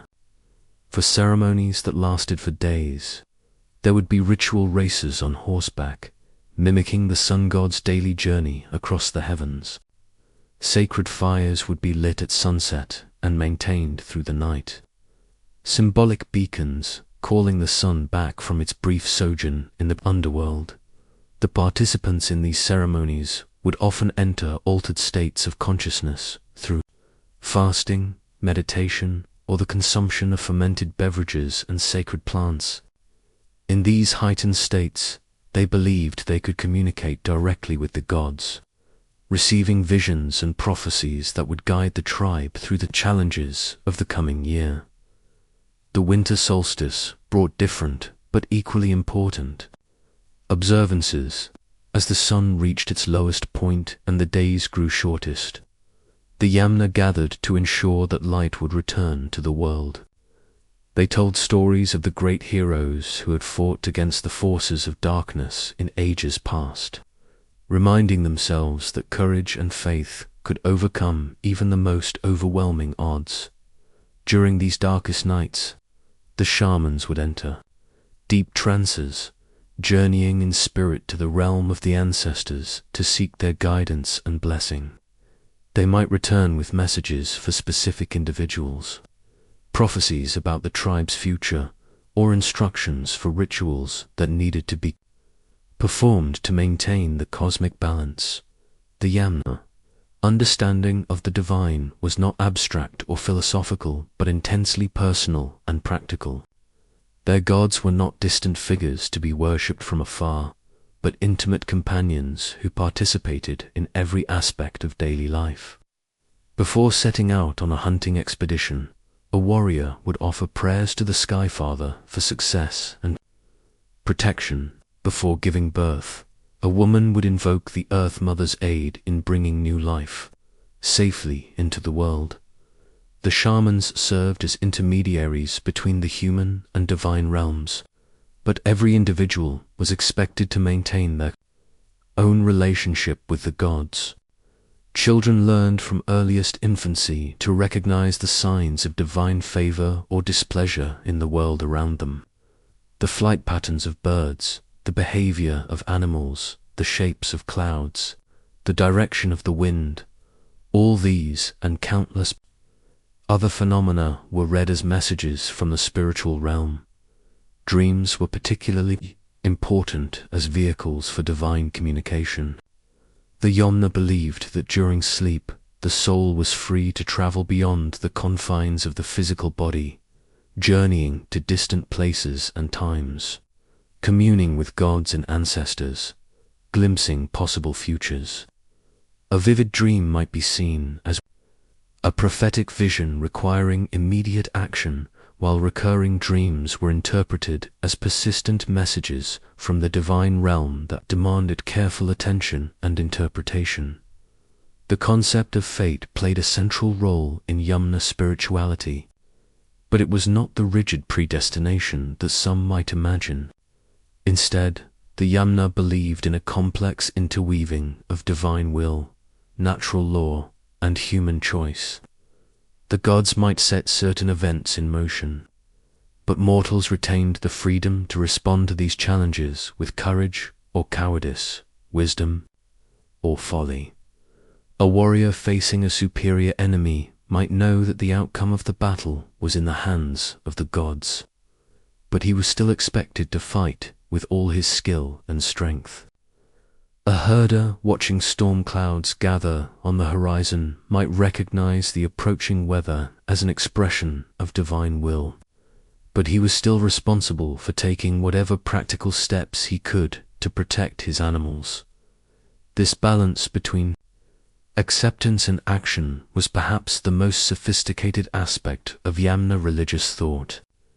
They avoided both the fatalistic passivity that sees human effort as meaningless and the arrogant self-reliance that ignores the larger forces shaping existence.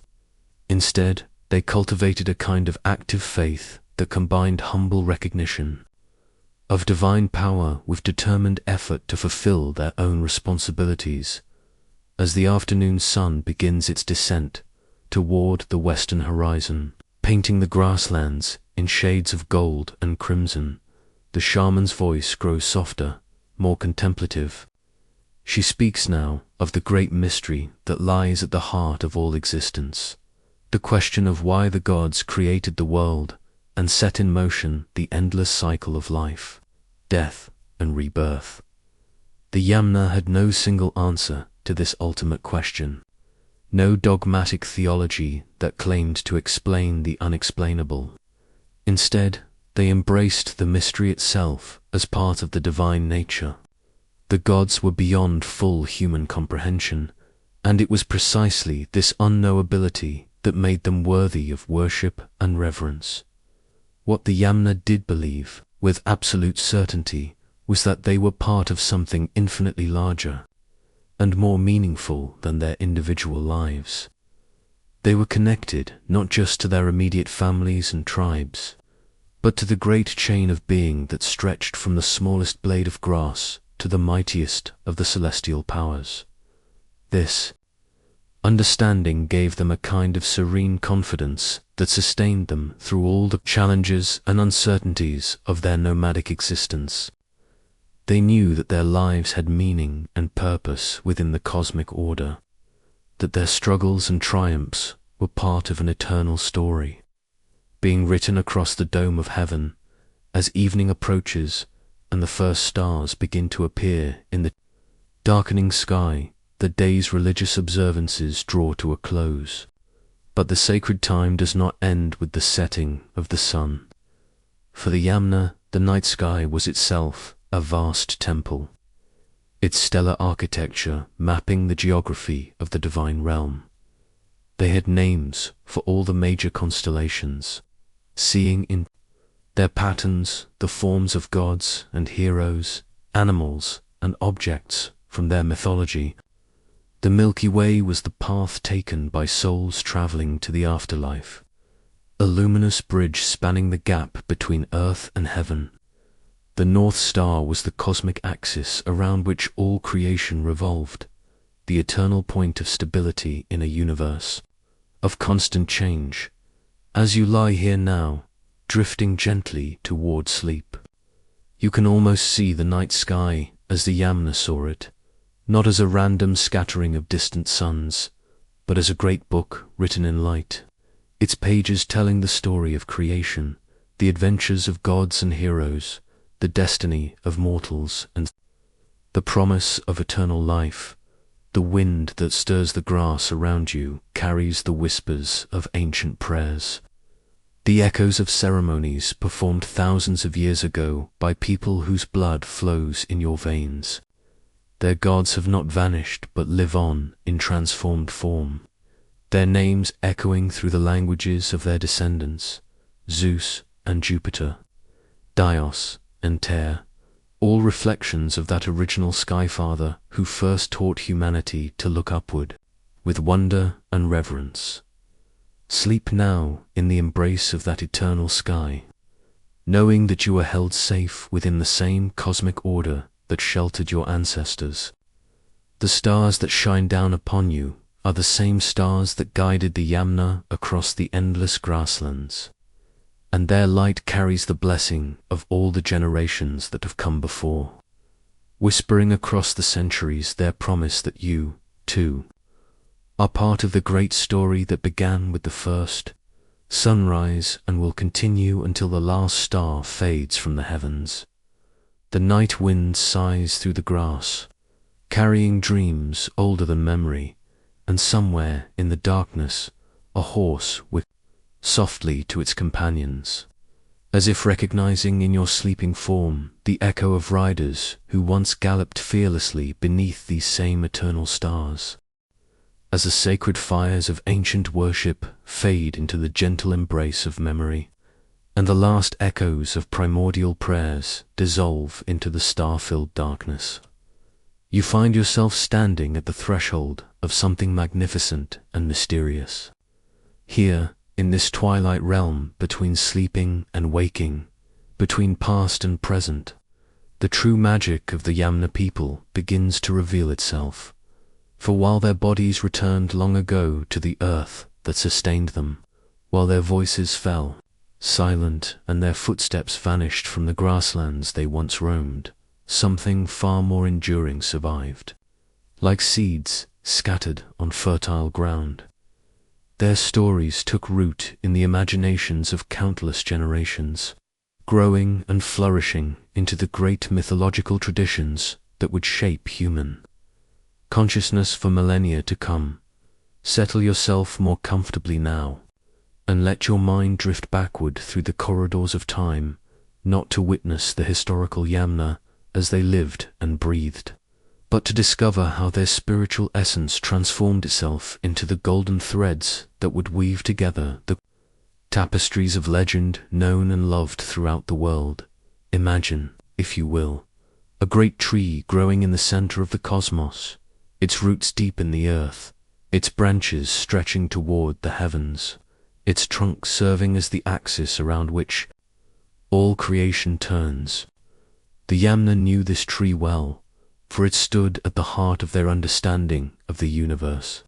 They called it by names now lost to us, but its descendants would be known by many titles.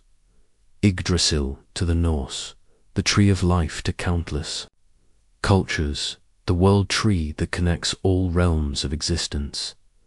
This cosmic tree was more than mere symbol or metaphor to the Yamna. It was a living reality, as real as the horses they rode or the grass beneath their feet. Its invisible presence could be felt at every sacred site, its branches offering shelter to the souls of the dead, its fruit providing sustenance for gods and mortals alike. From this ancient understanding would grow some of humanity's most beloved and enduring stories. Picture now a young Greek shepherd, centuries after the last Yamna warrior had been laid to rest beneath his kurgan, sitting beside his flock as evening shadows lengthen across the Mediterranean hills. In his mind, the same cosmic tree has transformed into something new yet familiar. The great ash spear of Zeus, the pillar that supports Mount Olympus, the staff of power that channels divine lightning. The stories he tells around his evening fire carry echoes of prayers once offered on distant steps.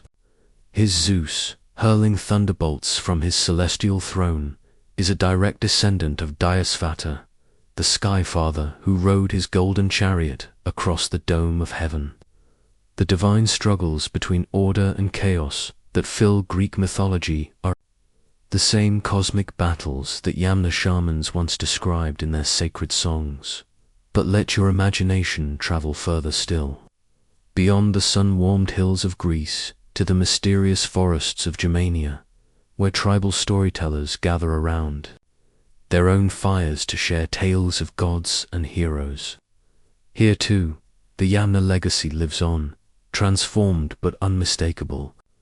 Their Woden, the one-eyed wanderer who rides his 8-legged horse across the sky, carries within his mythic DNA the genetic code of ancient steppe riders who once galloped beneath these same stars.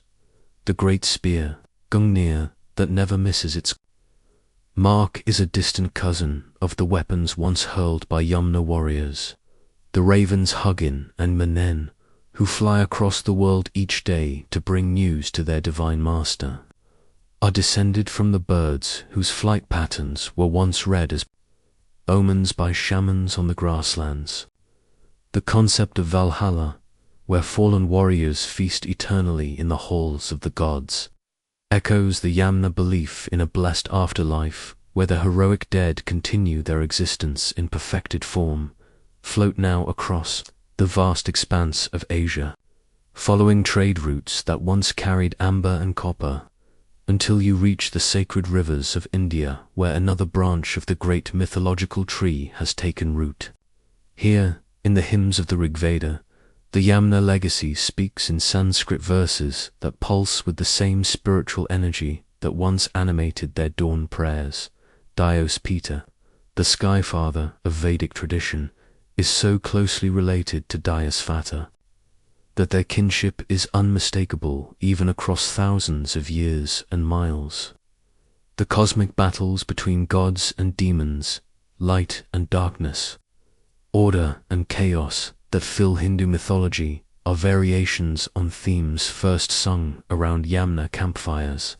The sacred horses that pull the sun god's chariot across the heavens are the spiritual offspring of the animals that were once so central to steppe life. But perhaps most remarkably, the concept of the hero's journey that lies at the heart of so many of these traditions can be traced directly back to Yamna spiritual practices. The shamanic journeys undertaken by their holy men and women, voyages of the spirit to other worlds, encounters with divine beings, the return with sacred knowledge to benefit the tribe, provided the template for countless mythic adventures.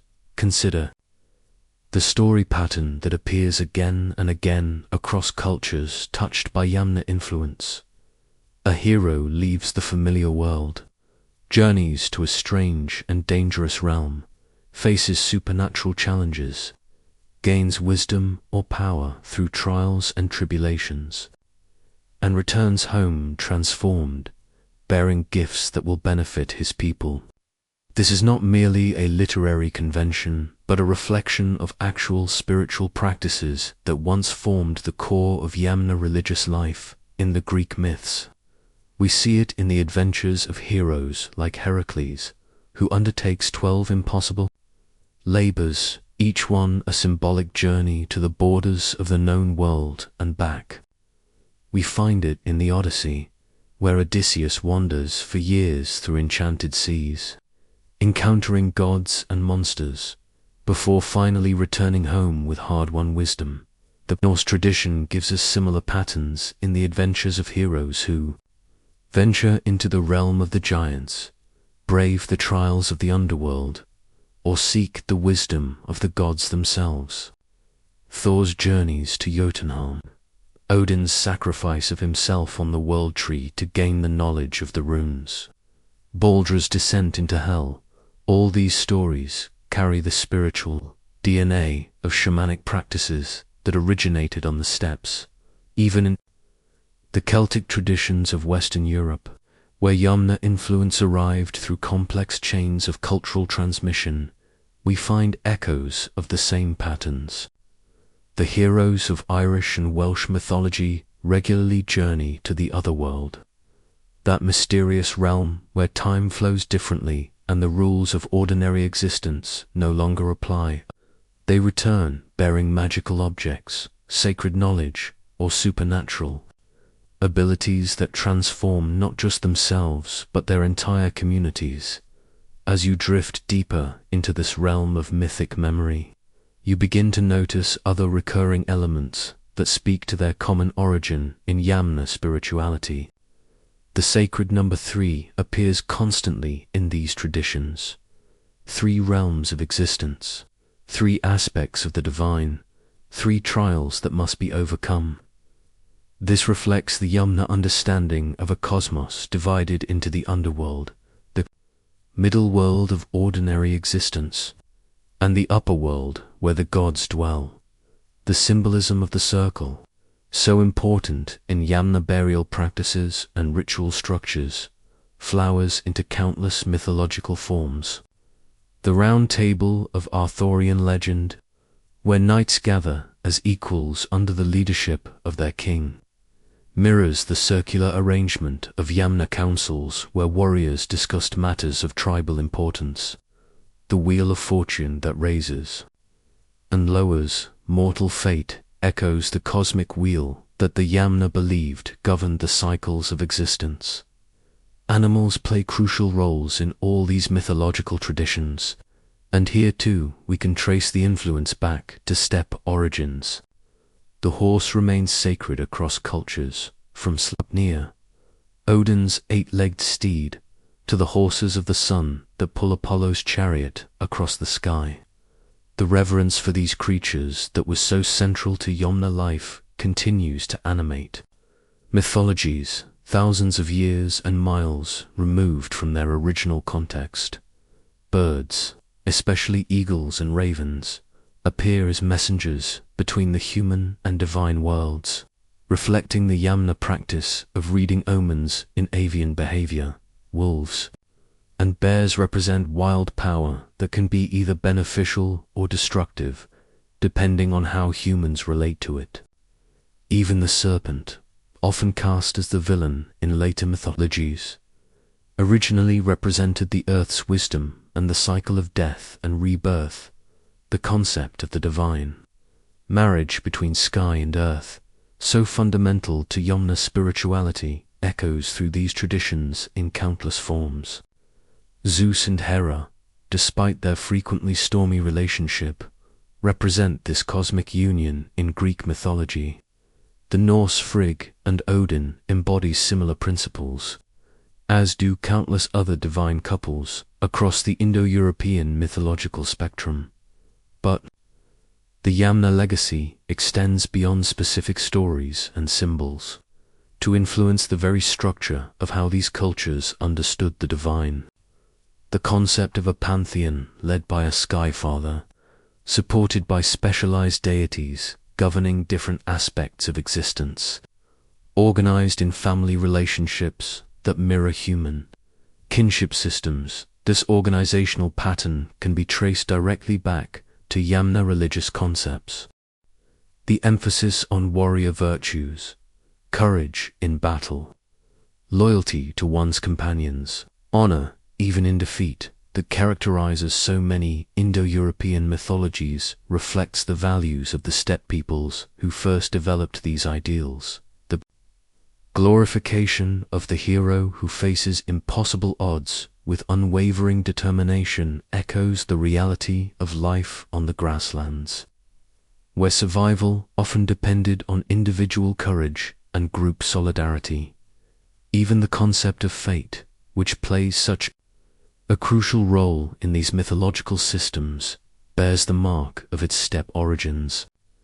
The Yamna understanding of a cosmos governed by complex interactions between divine will, natural law, and human choice evolved into the sophisticated concepts of word in Norse tradition, Moira in Greek mythology, and similar ideas in other Indo-European cultures. As the night deepens around you and these mythic visions begin to fade like dreams at dawn, you might wonder how such ancient spiritual concepts could travel so far and survive so long.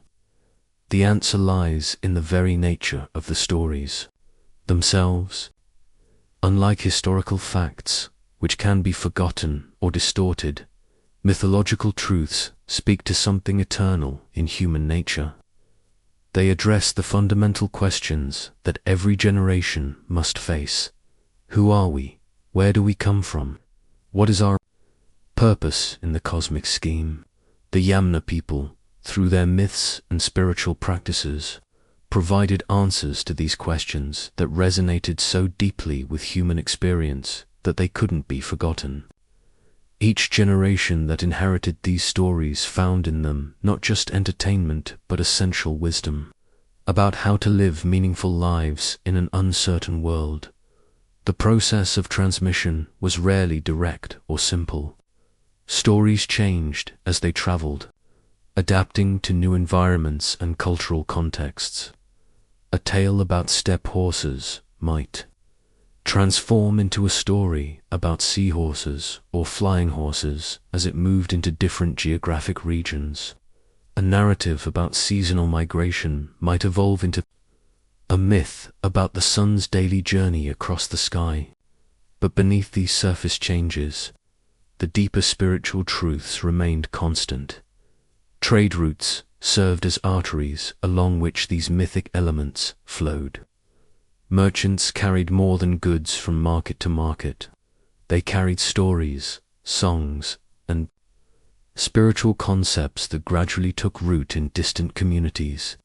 intermarriage between different cultural groups created new hybrid traditions that preserved elements from multiple sources while creating something entirely new. Conquest and migration also played their roles, though perhaps not in the ways we might expect. The Yamna legacy survived not because their descendants imposed it on others through force, but because the stories themselves were so compelling, so psychologically satisfying, that they were voluntarily adopted and adapted by people who found in them something their own traditions lacked. Perhaps most importantly, these mythological elements survived because they worked. They provided frameworks for understanding natural phenomena before the development of modern science. They offered comfort in times of loss and hardship. They inspired courage in the face of danger and gave meaning to the inevitable sufferings of mortal existence. The shamanic practices that were so central to Yamna spirituality evolved into the mystery religions that flourished throughout the ancient world. The initiation ceremonies, the symbolic deaths and rebirths, the journeys to other worlds, all these elements found new expression in traditions like the Eleusinian mysteries, the cult of Mithras, and countless other spiritual movements that promised their followers direct contact with the divine. Even as Christianity spread across Europe and Asia, it carried within itself traces of the ancient Yamna legacy. The cosmic tree became the cross, the Sky Father evolved into the Heavenly Father, the heroic journey transformed into the path of salvation. The fundamental patterns persisted even as their surface expressions changed to fit new theological frameworks. In the Celtic traditions of Ireland and Wales, Christian scribes carefully preserved pagan mythologies alongside their new faith, creating magnificent hybrid literatures that blend ancient and modern spiritual insights. The stories of the Mabinogion, the Ulster cycle, and the Arthurian romances all carry genetic traces of the original Yamna spiritual vision, transmitted through countless generations of storytellers. As you drift toward sleep now, carried on currents of story and song that flow like underground rivers through the landscape of human consciousness, you can sense the invisible threads that connect you to that distant time when your ancestors first looked up at the stars and wondered about their place in the cosmic order. The heroes whose adventures fill the mythologies of the world are not just fictional characters, but spiritual ancestors, carrying within their legendary deeds the accumulated wisdom of countless generations. When you read about Hercules facing his labors, or Thor battling the giants, or Arjuna confronting his destiny on the battlefield of Kurukshetra, you are participating in an unbroken chain of storytelling that stretches back to the very beginnings of Indo-European culture. The gods and goddesses who populate these mythologies are not mere products of primitive imagination, but sophisticated attempts to understand and relate to the forces that shape existence. They represent not just natural phenomena, but psychological truths, spiritual insights, and moral principles that remain as relevant today as they were thousands of years ago.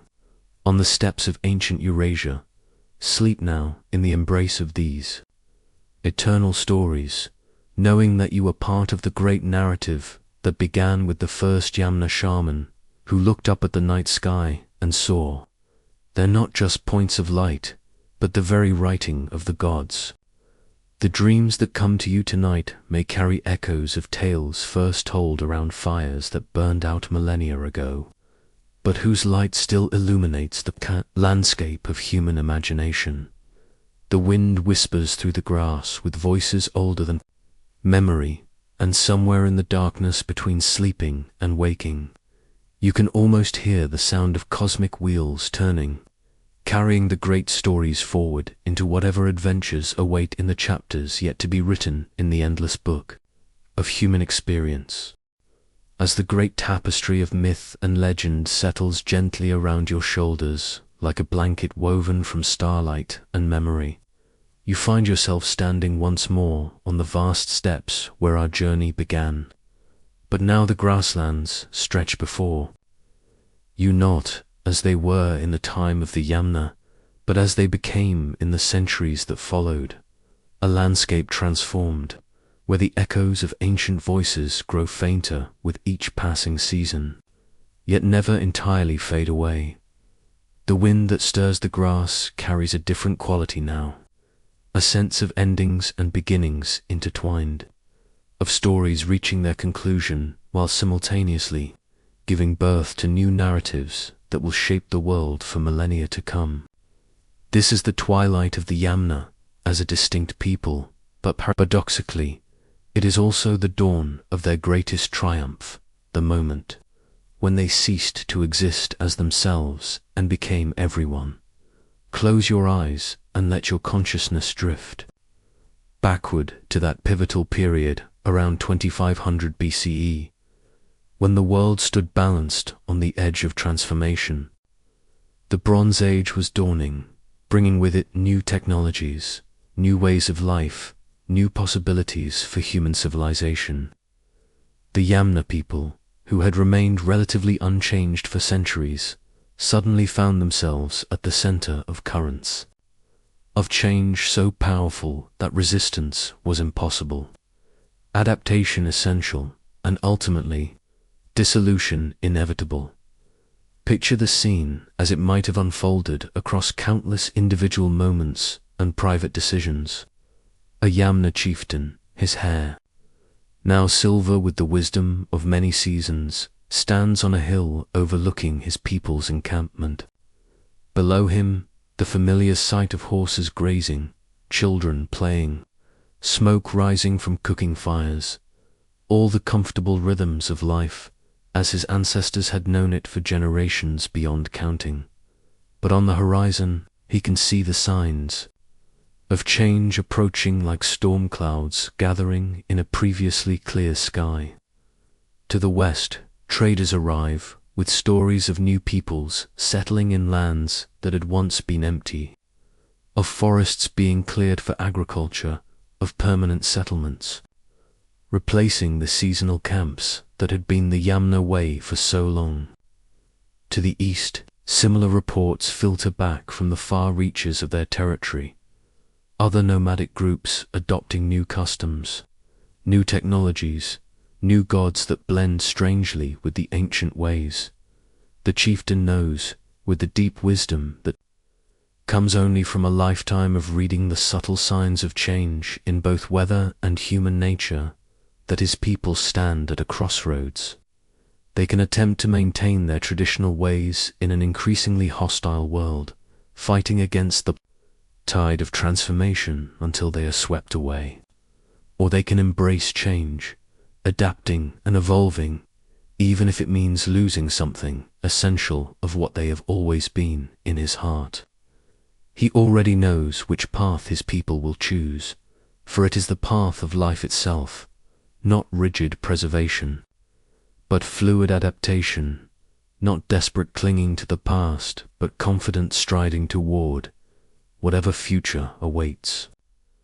The Yamna have always been a practical people, survivors who understood that true strength lay not in stubborn resistance to change, but in the ability to bend without breaking, to transform without losing their essential nature. As the seasons turn and the years pass, you can witness this transformation taking place across the vast expanse of Eurasia. It happens not through dramatic conquests or sudden upheavals, but through the quiet accumulation of countless individual choices. A Yamna family decides to spend more time at a particularly favorable site, gradually building more permanent structures. A group of warriors marries women from a settled agricultural community, their children growing up speaking to languages and following customs drawn from both traditions. A craftsman discovers new techniques from traders, traveling the emerging networks that connect distant regions, incorporating foreign elements into traditional designs. A shaman learns new songs from a colleague belonging to a different people, finding that the melodies somehow enhance the power of ancient rituals while subtly altering their meaning. These changes might seem small and insignificant when viewed individually, but their cumulative effect is profound. The Yamna culture becomes increasingly fluid, absorbing influences from all directions while simultaneously contributing its own elements to the great mixing bowl of early Bronze Age civilization. In some regions, the transformation proceeds slowly and peacefully. Yamna communities gradually merge with other groups through intermarriage and cultural exchange, creating new hybrid identities that preserve elements from all their component parts. The resulting populations speak languages that blend Yamna vocabulary with foreign grammatical structures, follow customs that combine ancient steppe traditions with settled agricultural practices, worship gods whose names and attributes reflect complex theological negotiations between different spiritual systems. In other areas, the process is more dramatic and sometimes violent. Competition for resources leads to conflicts between different groups, with victories and defeats reshuffling the cultural landscape repeatedly. But even in these more turbulent regions, the ultimate result is not the destruction of one culture by another, but the emergence of new synthetic traditions that incorporate valuable elements from all the competing groups. The Yamna warriors, with their superior horses and mobility, often emerge victorious from these conflicts. But their very success ensures their cultural transformation. As they settle in conquered territories, they find themselves becoming the ruling class of populations, much larger than their own. To maintain control, they must adapt their customs to local conditions, learn local languages, negotiate with local religious and social authorities. Within a few generations, their descendants speak the local language more fluently than the ancient Yamna tongue. They follow local customs that their great-grandfathers would find alien and incomprehensible. They worship gods whose names might echo ancient steppe deities, but whose attributes and requirements have been thoroughly transformed by local influence. Yet something essential persists through all these changes. The Yamna genetic heritage spreads throughout the populations they join, carrying with it not just physical characteristics, but behavioral tendencies, linguistic influences, and cultural preferences that will shape the development of entire civilizations. Their Indo-European language family expands across continents, evolving into dozens of distinct tongues, while maintaining underlying structural similarities that speak to their common origin. Their religious concepts, transformed and adapted countless times, provide the foundation for mythological systems that will inspire human imagination for thousands of years. Their social structures, modified to fit different economic and environmental conditions, establish patterns of leadership and organization that will influence political development across Eurasia. But perhaps most importantly, their essential worldview, their understanding of human beings as part of a larger cosmic order, their balance between individual heroism and community responsibility, their acceptance of change as a fundamental aspect of existence becomes embedded in the cultural DNA of their descendant populations. As you watch this great transformation unfold across the centuries, you begin to understand that the Yamna did not disappear in any meaningful sense of the word. They simply became too successful, too influential, too widely spread to maintain their original distinct identity. Like a drop of dye that colors an entire pool of water, they lost their separate existence by transforming everything they touched.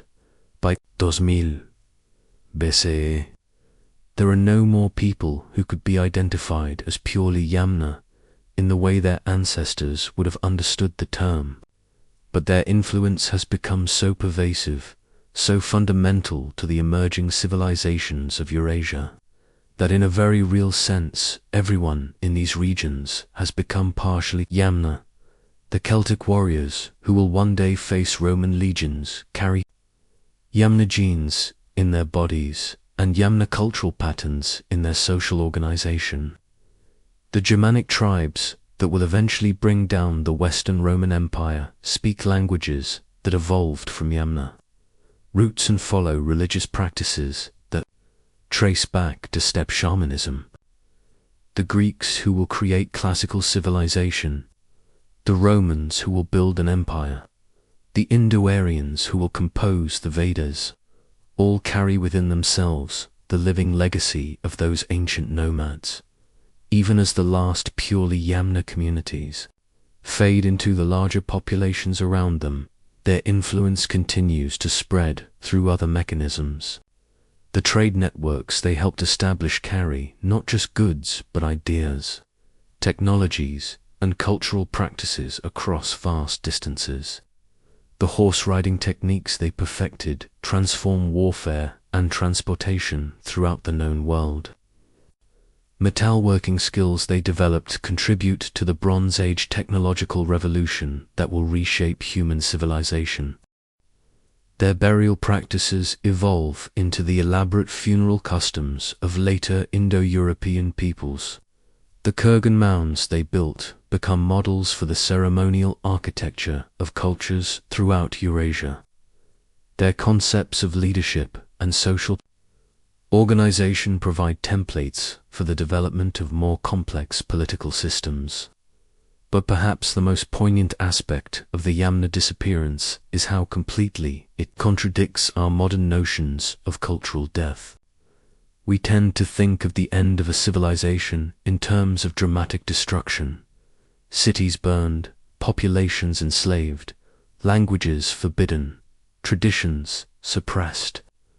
The fate of the Yamna was almost the opposite. They ended not through defeat, but through overwhelming success, not through rejection, but through universal acceptance. Their culture didn't die. It became the foundation for dozens of new cultures. Their language didn't disappear. It evolved into hundreds of new languages. Their gods weren't forgotten. They were transformed into pantheons that would be worshipped for millennia. Their way of life didn't prove inadequate. It proved so adaptable that it could flourish in environments ranging from Mediterranean islands to Himalayan valleys. As you contemplate this strange and wonderful paradox, you might find yourself thinking about the nature of permanence and change in human affairs. The Yamna discovered something that empires and nations throughout history have struggled to understand.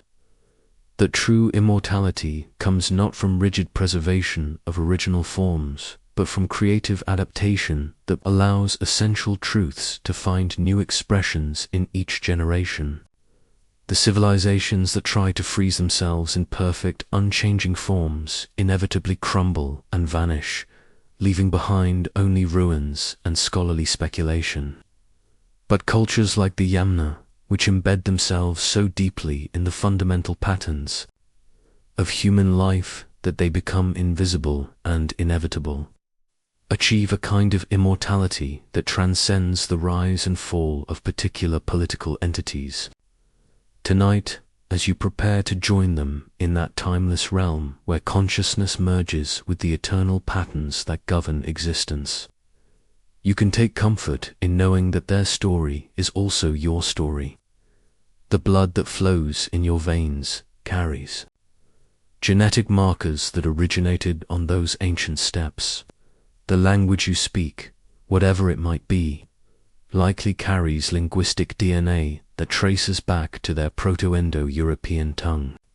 The myths and stories that have shaped your imagination throughout your life, from childhood fairy tales to the great literature of the world, draw their power from narrative patterns that were first established around Yamna campfires.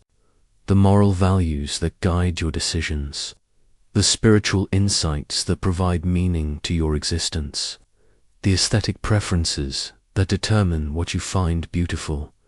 All these bear the invisible influence of that ancient culture, but more than these specific inheritances, you carry within yourself something even more fundamental, their essential approach to life itself, their understanding that change is not something to be feared but embraced, that adaptation is not weakness but wisdom, that true strength comes from flexibility rather than rigidity. These insights remain as relevant today as they were 5,000 years ago. In our modern world, where technological and social changes occur at an ever-accelerating pace, the Yamna example offers a profound lesson about how to navigate uncertainty with grace and confidence. They show us that it is possible to maintain our essential humanity while adapting to new circumstances, to preserve what is most valuable from the past while remaining open to the possibilities of the future. As you drift towards sleep, carried on the same winds that once swept across the Pontic steppes, you can feel yourself becoming part of their eternal story. The dreams that come to you tonight may be filled with visions of grasslands and galloping horses, of star-filled skies and sacred fires, of gods and heroes whose adventures continue to unfold in the endless theater of human imagination. But these will not be mere historical fantasies or nostalgic recreations of a vanished past. They will be living connections to the ongoing story of which you are an active participant. For the Yamna people never truly disappeared, they simply transformed themselves into us. And through us, they continue their great journey across the landscape of time. The grasslands that stretch endlessly in every direction are not just geographical features, but metaphors for the unlimited possibilities that await human consciousness. The horses that carry riders toward distant horizons represent not just means of transportation, but symbols of the restless spirit that drives our species to explore, to discover, to become more than we were. The fires that burn in the darkness are not just sources of warmth and light, but beacons of hope that illuminate the path forward even in the darkest times. The stories told around those fires are not just entertainment, but essential food for the human soul, nourishment that sustains us through all the challenges and uncertainties of mortal existence. Sleep now, knowing that you are held safely within the embrace of a story that began before history and will continue long after the last page of the last book has been written. The Yamna people achieved something that few cultures have ever managed. They made themselves eternal by making themselves universal, immortal by making themselves invisible, permanent by embracing impermanence. Their legacy lives on, not in museums or archaeological sites, but in the very fabric of who we are as human beings. Every time we look up at the stars and wonder about our place in the cosmos, we are following in their footsteps. Every time we adapt to new circumstances while maintaining our essential values, we are living their wisdom. Every time we tell stories that connect us to something larger than ourselves, we are participating in their great work. The wind that whispers through the grass carries their voices still, not as echoes from a dead past, but as ongoing conversations with living descendants.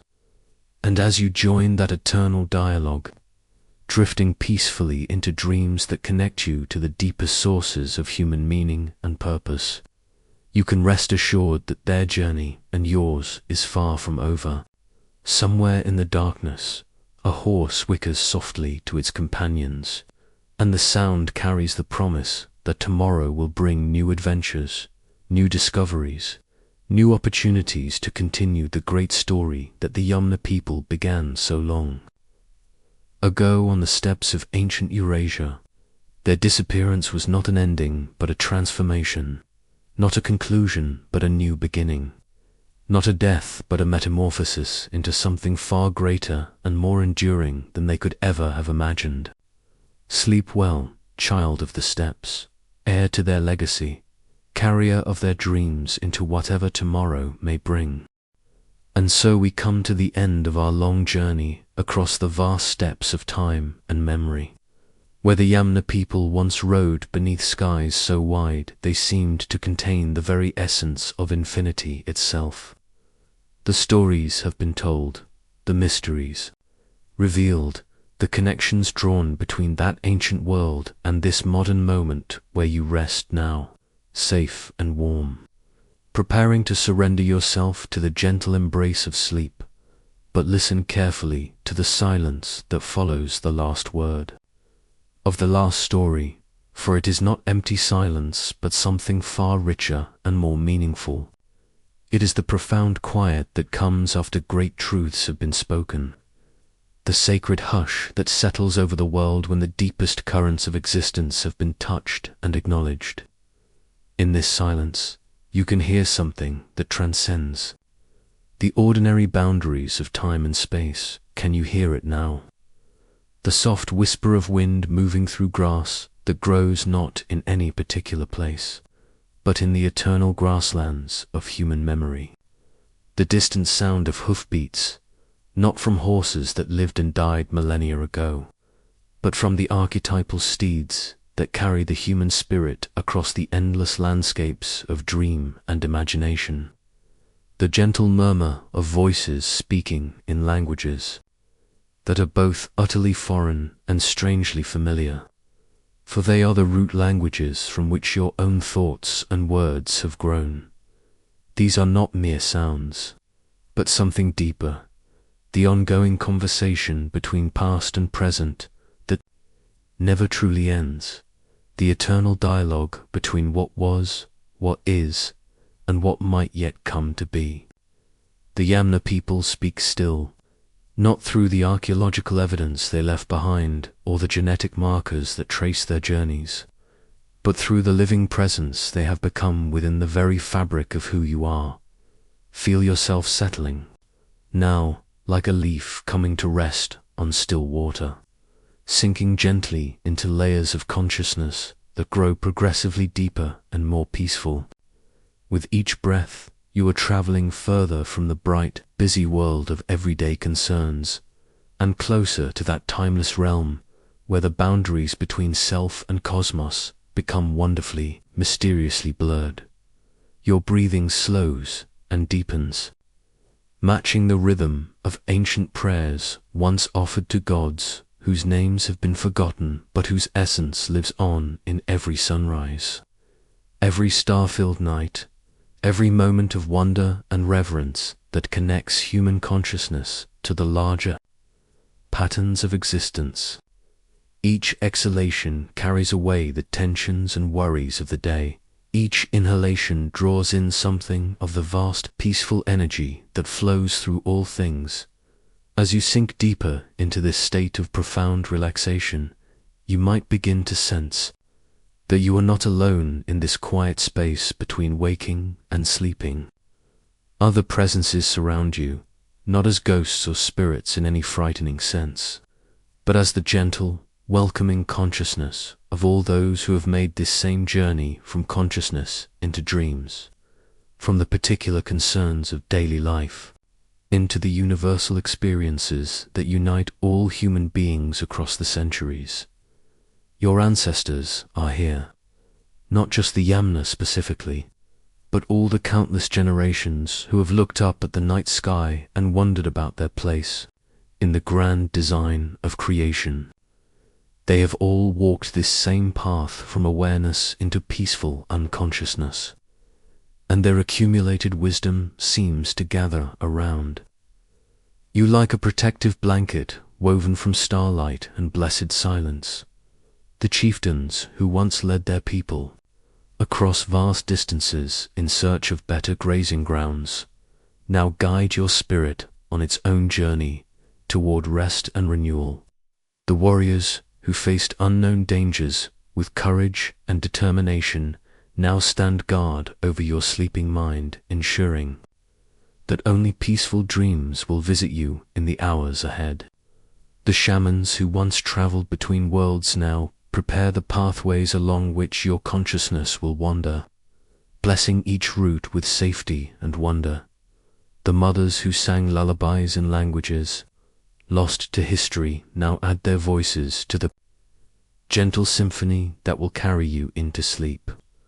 The children who once played beneath these same stars now welcome you into the timeless realm where age and responsibility dissolve into the pure joy of existence itself. The craftsmen who shaped beautiful objects from raw materials now work to shape your dreams into forms of beauty and meaning that will nourish your soul even in unconsciousness. You are sinking now through layers of awareness that grow progressively, softer and more yielding, like moving through clouds of increasing density and comfort. The hard edges of individual identity begin to blur and soften, merging gradually with something larger and more universal. You are becoming part of the great pattern, the eternal dance of consciousness that connects all beings across space and time. The stars that shine down upon you are the same stars that witnessed the first Yamna ceremonies, the same celestial lights that guided their journeys and illuminated their dreams. These points of light carry within their ancient radiance all the prayers and hopes of humanity, all the love and wisdom accumulated across the millennia, all the quiet promises that existence itself makes to each individual consciousness that agrees to participate in the great adventure of being alive. Feel the earth beneath you, solid and supportive, yet somehow alive with its own gentle breathing. This is the same earth that supported Yamna feet as they walked and ran and danced across the grasslands. It has absorbed their footsteps, their tears of joy and sorrow, their blood and sweat and final breath, transforming all of these into the rich soil that continues to nurture new life, new growth, new possibilities. You are held safely between earth and sky, matter and spirit, the ancient past and the infinite future. This is the sacred space where all healing happens, where all growth occurs, where all dreams are born. Here, in this perfect balance between the grounding force of the earth and the expanding possibility of the heavens, your consciousness can finally release its grip on control and allow itself to be carried wherever the currents of sleep might lead. The grasslands stretch endlessly in all directions now, not the physical grasslands of any particular geography, but the eternal steppes of the unconscious mind, where all journeys begin and end, where all stories find their source and their resolution. These inner grasslands are carpeted with every dream that has ever been dreamed, every hope that has ever been cherished, every love that has ever been felt. The wind that moves through this infinite grass carries more than air it carries. The breath of life itself, the animating force that connects all living things in one vast breathing organism. As you feel this wind moving around and through you, you understand that you are not separate from the landscape, but part of it. Not an observer of the cosmic dance, but one of its most essential participants. Somewhere in the gentle darkness, horses move with the liquid grace of beings that exist purely in the realm of spirit.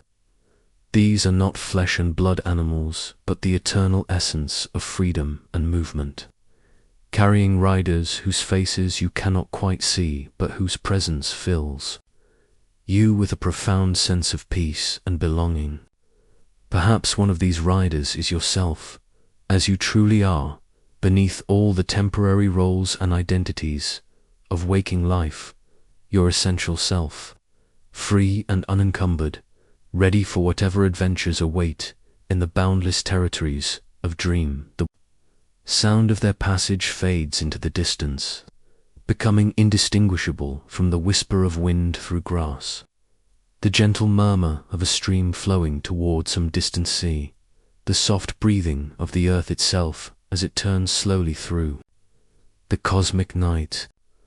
All sounds merge into a single, peaceful symphony that seems to emanate not from any external source, but from the very center of your being. You are almost asleep now, balanced on the threshold between consciousness and dreams like a bird resting on a branch that sways gently in the evening breeze. Part of you remains aware of your physical body, comfortable and warm and perfectly safe.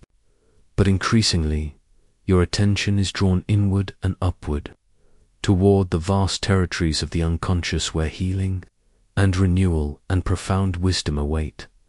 The Yamna people understood this threshold well, for their shamans regularly crossed it in their spiritual journeys to other worlds. They knew that sleep was not merely the absence of waking consciousness, but a doorway into realms of experience every bit as real and important as the world of ordinary awareness. In your dreams tonight, you will join them in this understanding, discovering for yourself the treasures that await those who are brave enough to release their hold on the familiar and venture into the unknown as the last traces of waking thought dissolve like morning mist touched by the rising sun. You can feel yourself being gathered up by forces far more ancient and wise than any individual human awareness. The great pattern of existence itself is embracing you, welcoming you back into the cosmic dance from which you emerge each morning and to which you return each night. Your breathing has become so slow and regular that it matches the breathing of the earth itself. The great inhalation and exhalation that marks the passage of seasons, the rise and fall of civilizations, the eternal rhythm that underlies all change and stability. You are breathing with the universe now, participating directly in the fundamental processes that keep all things in motion and all things in balance. The last conscious thought that drifts through your awareness is not really a thought at all, but a feeling, a wordless recognition of the profound gift you have been given simply by existing, by being part of this magnificent tapestry of life that stretches from the smallest particle to the largest galaxy. You are grateful to the Yamna people for preserving and transmitting the wisdom that has made this understanding possible. Grateful to all the generations that have carried the flame of consciousness forward through the ages. Grateful to be alive in this moment, on this earth, beneath these eternal stars. And then even gratitude dissolves into something deeper than emotion, purer than thought, into the simple, perfect peace of being itself, of existence without effort or strain or desire for anything other than what is already perfectly present. You have joined the great silence that underlies all sound, the great stillness that underlies all movement, the great peace that underlies all activity. Sleep now, beloved child of the steppes, inheritor of ancient wisdom, carrier of sacred dreams. Sleep in the knowledge that you are held safely within a love that has endured for thousands of years and will endure for thousands more. Sleep knowing that your dreams tonight will be blessed by all the generations who have dreamed before you, and will bless in turn all the generations yet to come. The stars wheel overhead in their eternal dance.